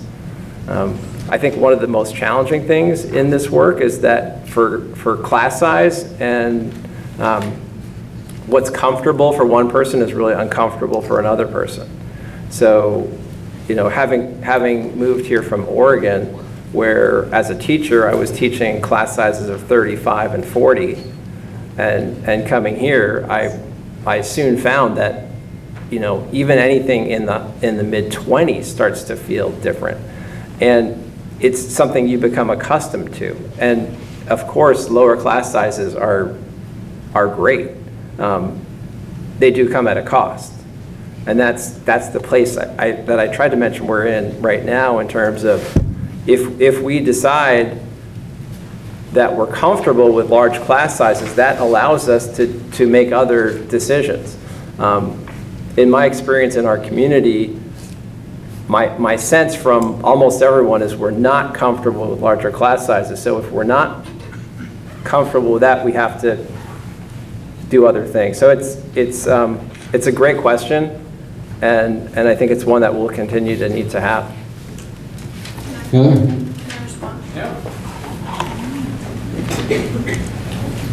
So, thank you, Peter. I appreciate that, especially if you've covered it and I haven't been able to follow it. It's okay. So I just would like to comment based on the numbers.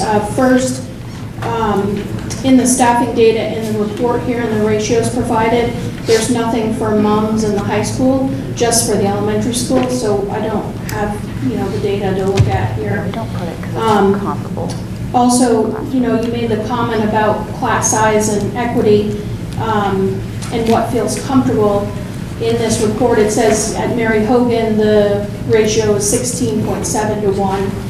My daughter's in 4th grade now. I don't think we've ever had a class with less than 20 students. And I feel like the loss of a position there is further pushing that towards a direction where I'm not comfortable.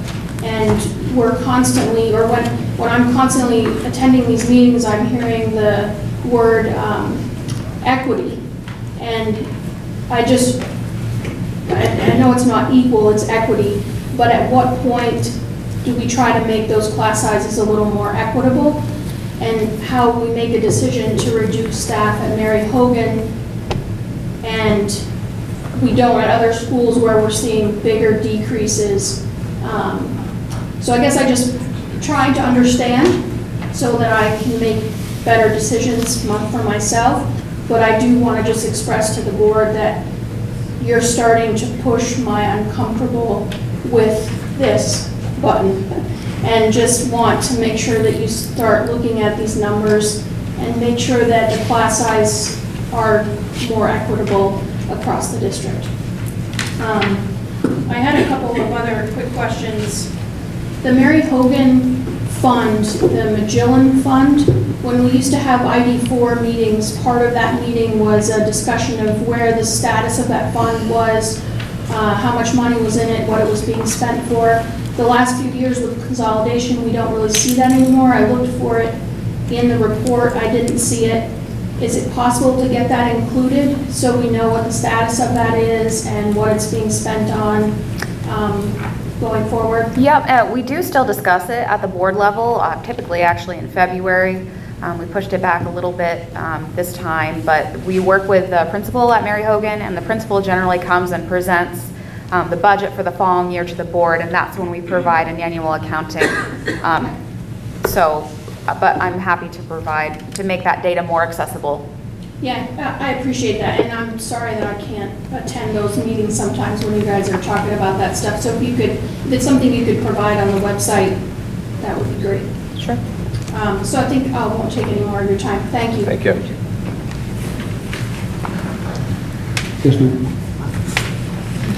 Molly Wooders from Ripton. Just following up with what you said, because I have friends in Middlebury and hearing the undercurrents of worry about this full-time position cut in Middlebury.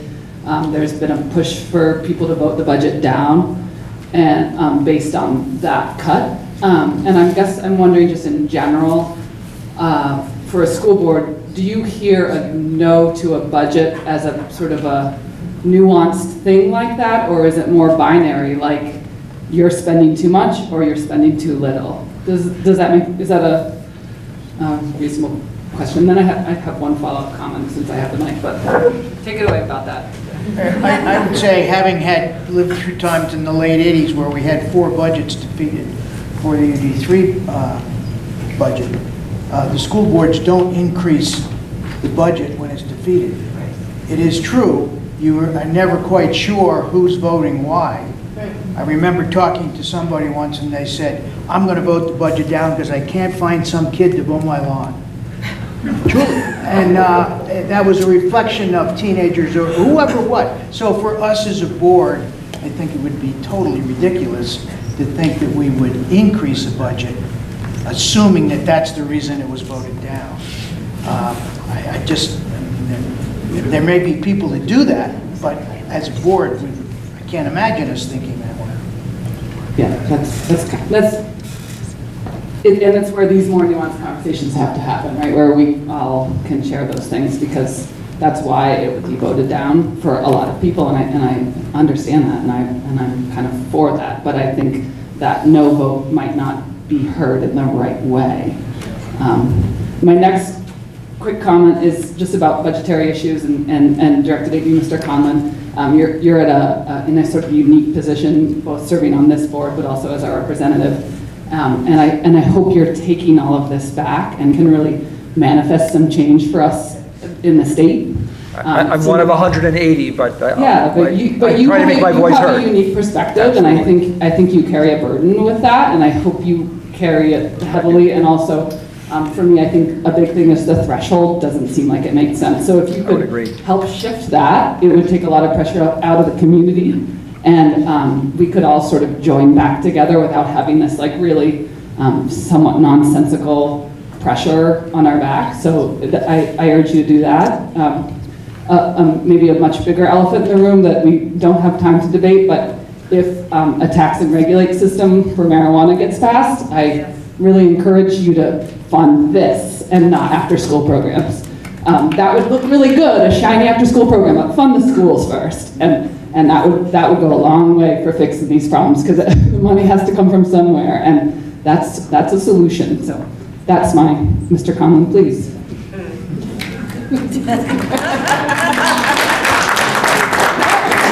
I will just make one comment that the amount of money that's currently estimated from, if we have a tax and regulate system, to go into the education fund is about $3 million. Sadly, it's not going to fix all of our problems statewide. Thanks.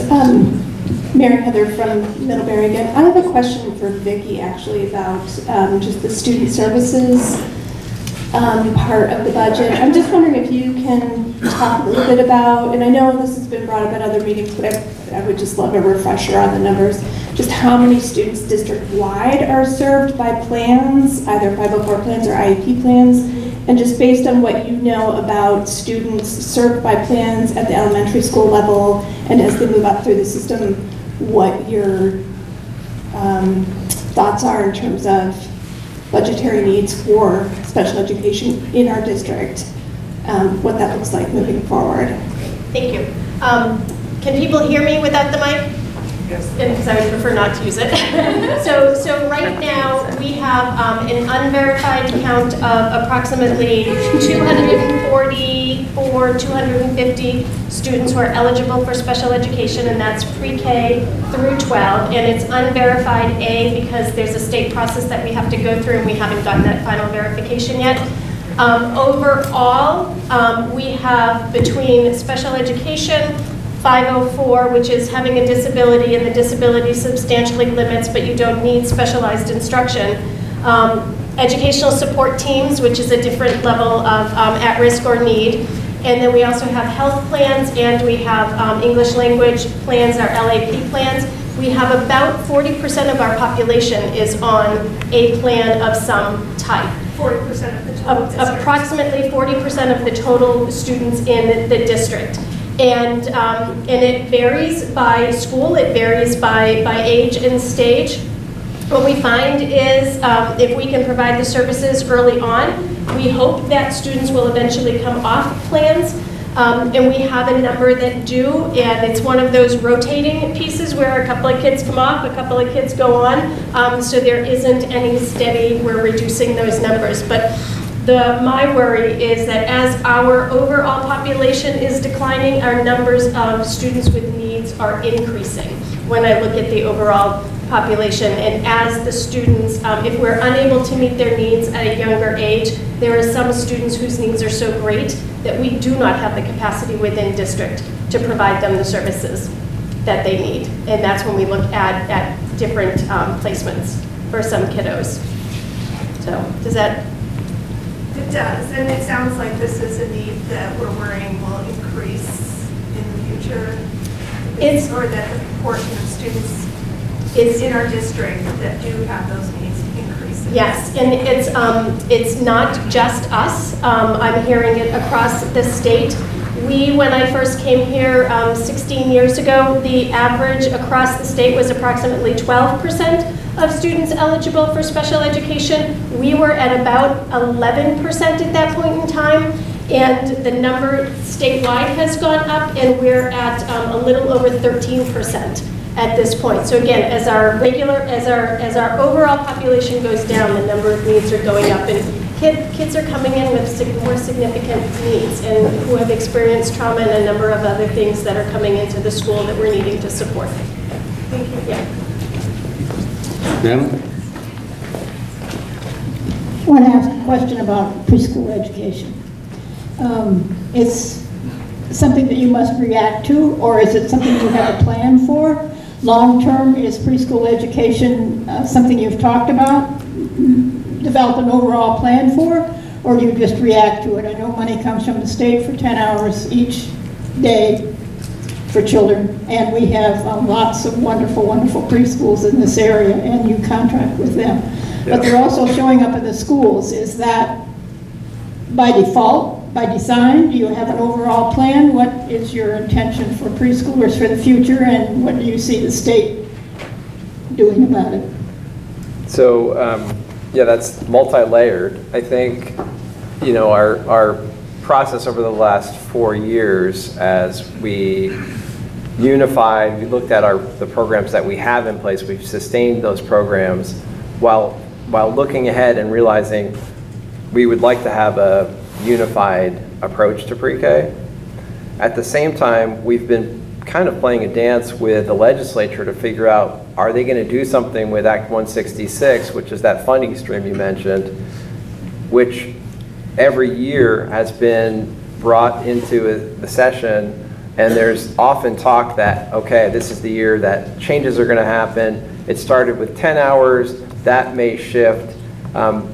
Over the last 2 or 3 years, there's been a lot of tension between public and private pre-K providers throughout the state, which you've probably heard about.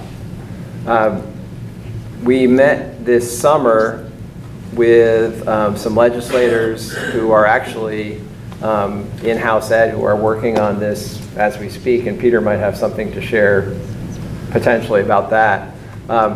In talking with them, and as we think about where we're headed, you know, I asked a few of the pre-K providers there, I said, you know, in terms of access and in terms of what the schools offer, which we don't really have a robust pre-K program in ACSD.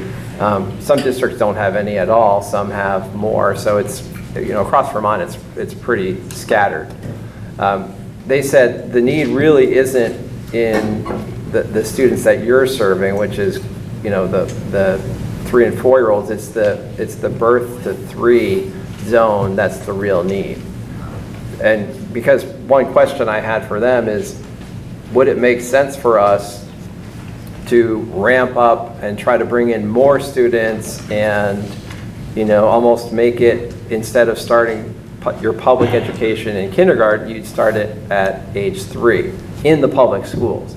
And they said no, that there already is a lot of access for students that are older, it's just the younger. So I think we have work that we know we're going to continue to do to kind of figure out what that unified approach is. We're not there yet. We also realize that for us to provide pre-K service is a lot more expensive than a student going to a private provider. So if we're looking at our budget and we're looking at the spending threshold and we're looking at trying to make all of that pot of 39 million work for all the services we provide, if we decide to invest there, it's going to be increased cost that's going to have to come from somewhere. So that's another part of the equation that we will be looking at too. All right. You've outlined a problem that a lot of people are aware of. I would submit to you that given the wish for communities to have a school in their community, that we might consider taking leadership as a school board and as select boards and towns individually working together could come together and find a way to make a community center in each town out of their school that deals with children from 0 to 5.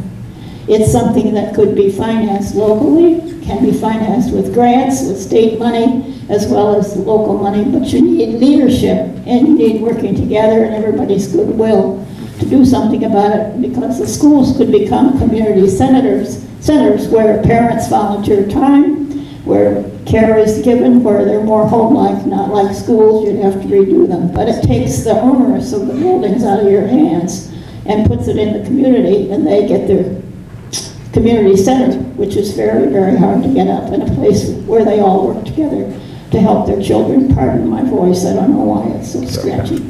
But anyway, it just seems like that everyone has the same problem. We all want to do the best thing, and there needs to be leadership and some time of getting together to focus on how to do this. We are incredibly aware. I mean, I've been around here 50 years. When we came here, there weren't even kindergartens in some schools, and I was made fun of because, or I made fun of them because they had kindergartens all over Iowa in 1930.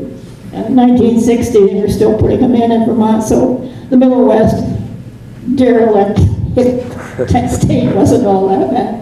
That's just an example, but there was a lot of change that happened in those early years, and they went just like you are now. They were going from one-room schools to bringing everybody into town and building their schools in the 50s and the 60s. It's just as hard as what's going on now. But there has to be a change, there's no doubt about it. It just needs to be more back and forth, and you need, I would suggest to you that leadership could come from this board around that issue. It's certainly true the townspeople have to do it and they have to be independent. But the Parent-Child Center in Middlebury is an incredible example of what happens when you work with parents and teach them. That's education too. Children that are handicapped and disadvantaged need special parenting, and these centers could do that. I submit you could be a leader in that kind of an effort, and it would be a way to solve everybody's problems to some degree. Thank you. Wowza. So I've heard that people will vote the budget down because they're not seeing the decreases in administrative staffing, and what I heard tonight, were really good responses to how we are providing economies of scale, which people had hoped for with consolidation.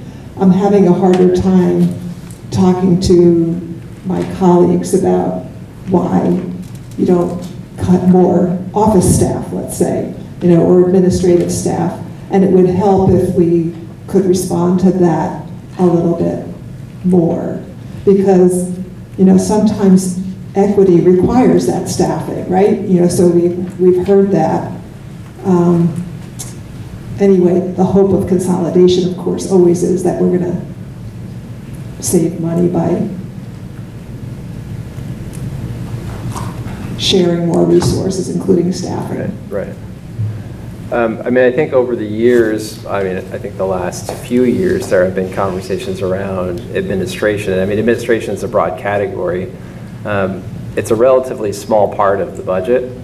I think if you look at the reductions this year, and we did reduce a 0.5 position out of the central office, and you look at commensurate with the amount we spend in the other areas, that is maybe even more weighted in terms of the percentage of the budget that is in administration. You know, the conversation that we had earlier around consolidation and school principals is one that's been had here for 3 or 4 years, at least, if not longer.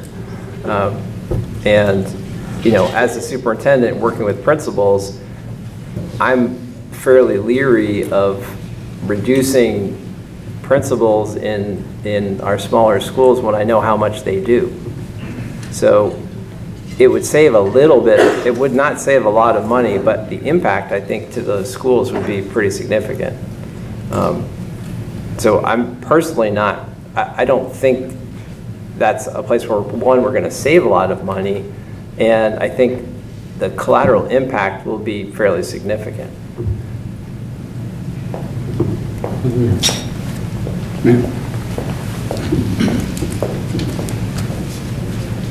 I wanted to bring the conversation back really quickly to the 3-year-old program. Our district is unique in the state in that the schools are losing the elementary schools, the 6th grade is moving. So there's going to be a decrease in number there, and I wonder if you would consider that 3-year-old program to sort of balance out those numbers. Yeah, I mean, I think we could certainly look at that. I mean, I like I mentioned earlier, the thing that we're going to have to look at with that is just the cost we're spending. You know, we're counting those students right now, and there is a weighting study. So I'll talk about that in a minute. But we're counting those pre-K students at 0.46, and the cost is like $3,300. Is that? Yeah. Or so. The amount we get in the budget for 0.46 at $3,300 is a great deal for us. I mean, those two numbers don't really align. They should have probably made it like 0.2 for 3,300, not 0.46. So the math, I think, personally, the math that they created initially incentivized districts to not fund their own programs, but instead allow students to attend private pre-K. I mean, that's, when you look at it financially, it's you know, probably half the cost for a student to go to private versus a school district taking it on.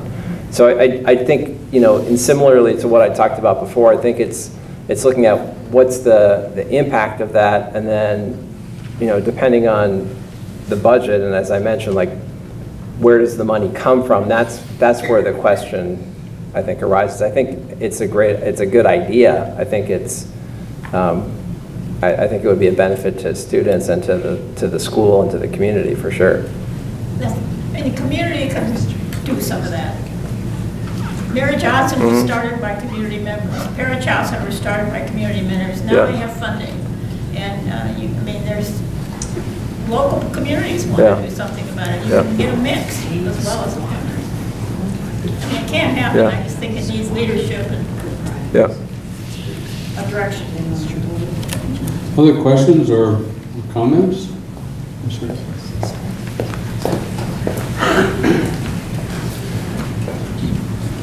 My name is Ethan Murphy from Middlebury, and kind of going back to the student instruction slide, and just a question about that.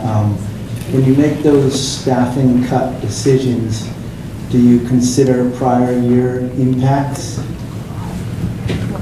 The prior 4-year impacts?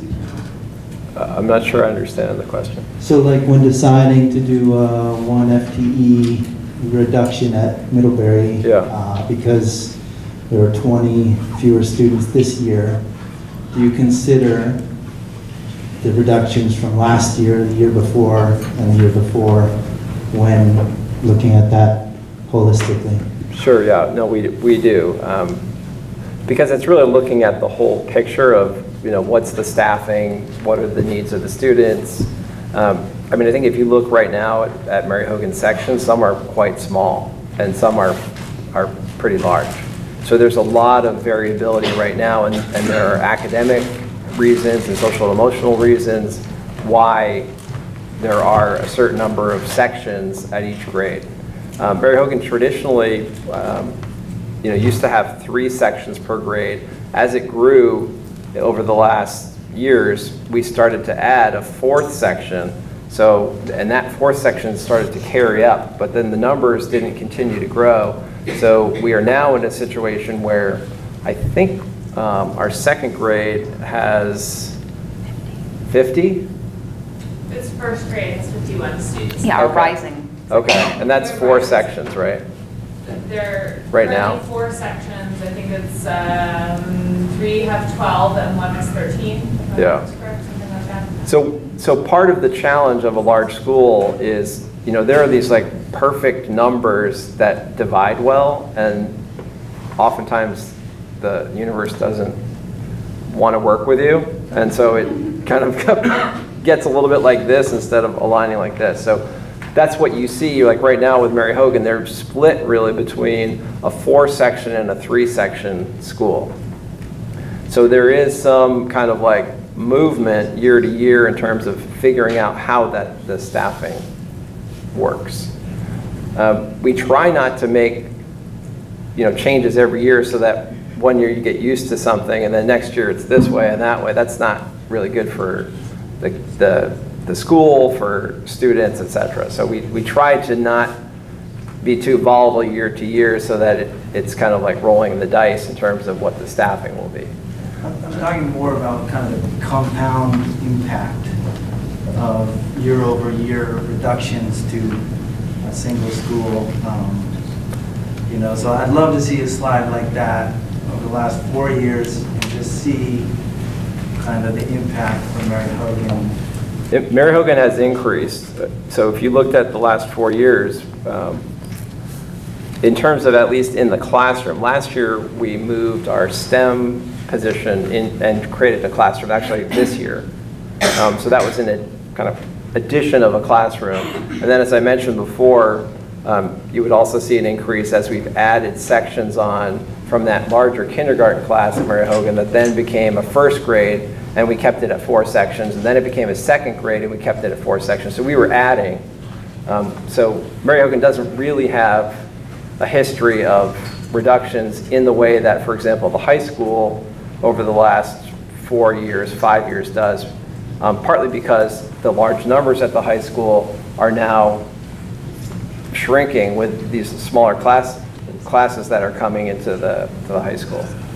And as I mentioned, MUMS has basically stayed the way it's been because it's a kind of a structured model.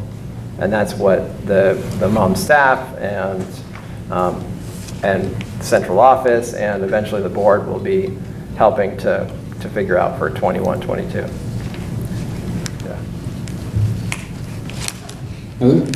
Just one suggestion when you're talking about declining enrollment. I think when we start talking about Mary Hogan and we say, oh, we're losing 20 or 30 students, it's really misleading. And for the smaller schools, they might look at that and say, oh my gosh, they're losing 30 students. Of course they need to lose a teacher.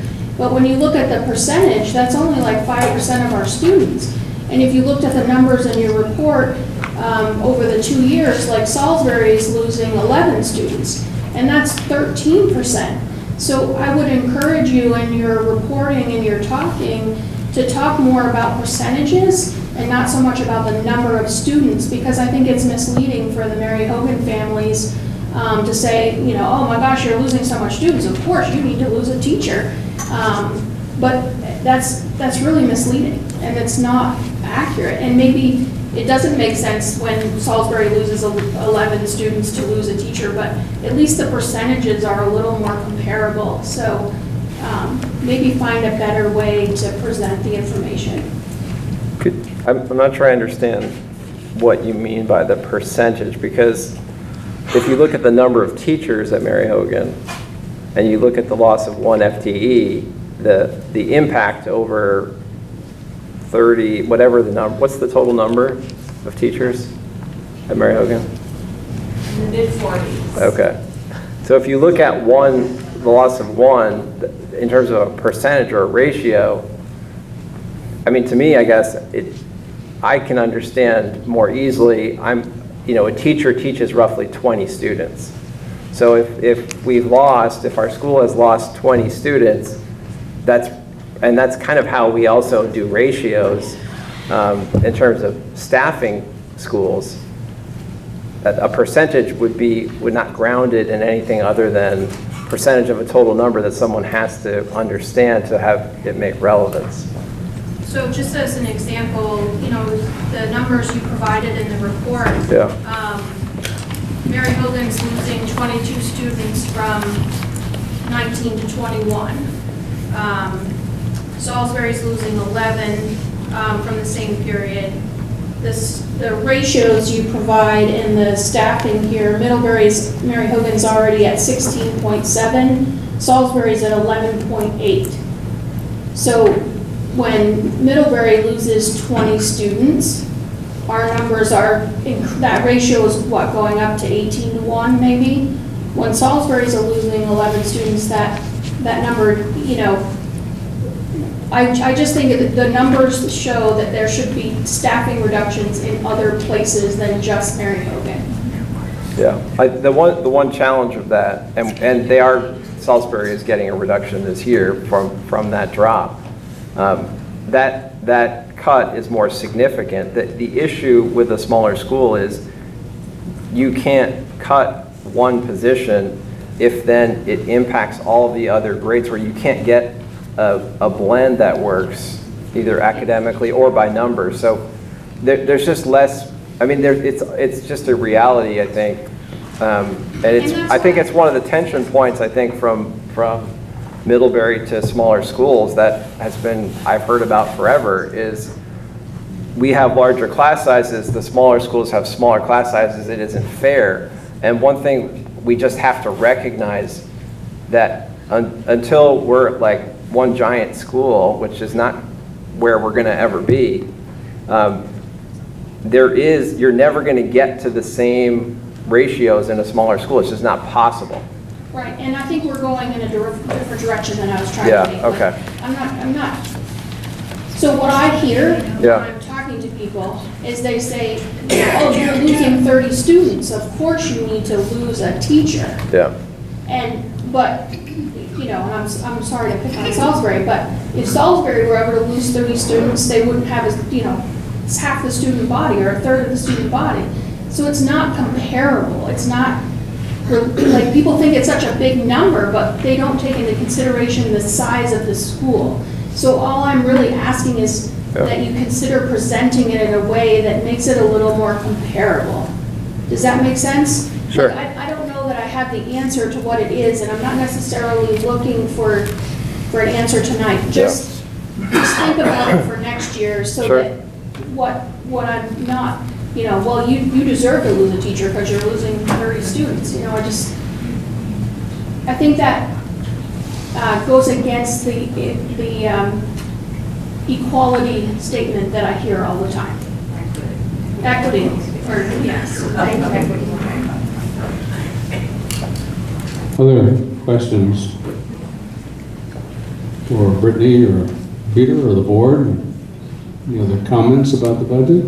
I just want to make a comment that this conversation right here really talks about the perceptions, the different perceptions that exist in sort of different areas, different pockets of conversations.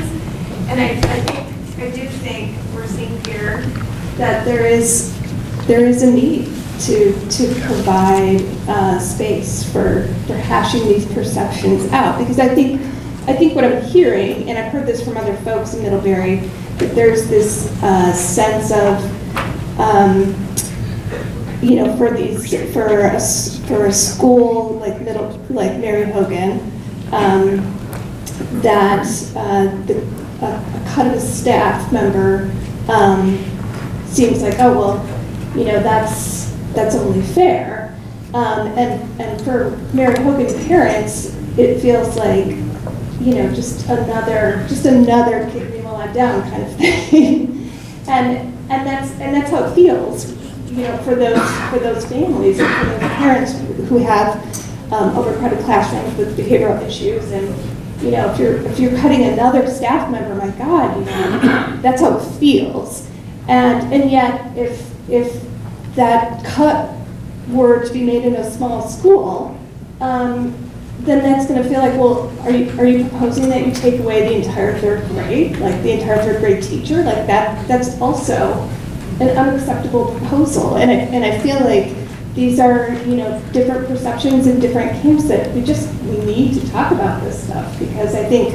we would all agree that it's just not fair that we have to deal with these, and we do have to come up with some creative solutions. But I think it's really good that we're laying it out and talking about it. It's really important. So I hope that we continue to have this. I know it's a lengthy process, but it's an important one, and even if it's something that board members with additional volunteers from the community, can come together and make this happen, I think it's an important conversation to really focus on problem solving and not just the "it's not fair to us, why don't you cut from there" kind of argument that seems to be happening.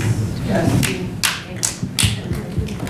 And I just wanted to, I'm Joanna Dora from Ripton, I wanted to say how much I appreciate that. And actually a parent, a Mary Hogan parent, reached out to me for some creative solutions, and it was really productive. And sort of, we hadn't hashed it out completely, but I talked about the three primary years coordinators and the MYP coordinator. I mean, these are really great teachers that are now not in the classroom. And the parent was saying, we just need a teacher for 1 year. We need to borrow Ripton's teacher for a year. And I said, well, that's not really feasible just based on how Ripton is set up. But that was productive, and we made a connection that way. And it wasn't like that's totally fair. It was just like Molly said, like we're supportive of your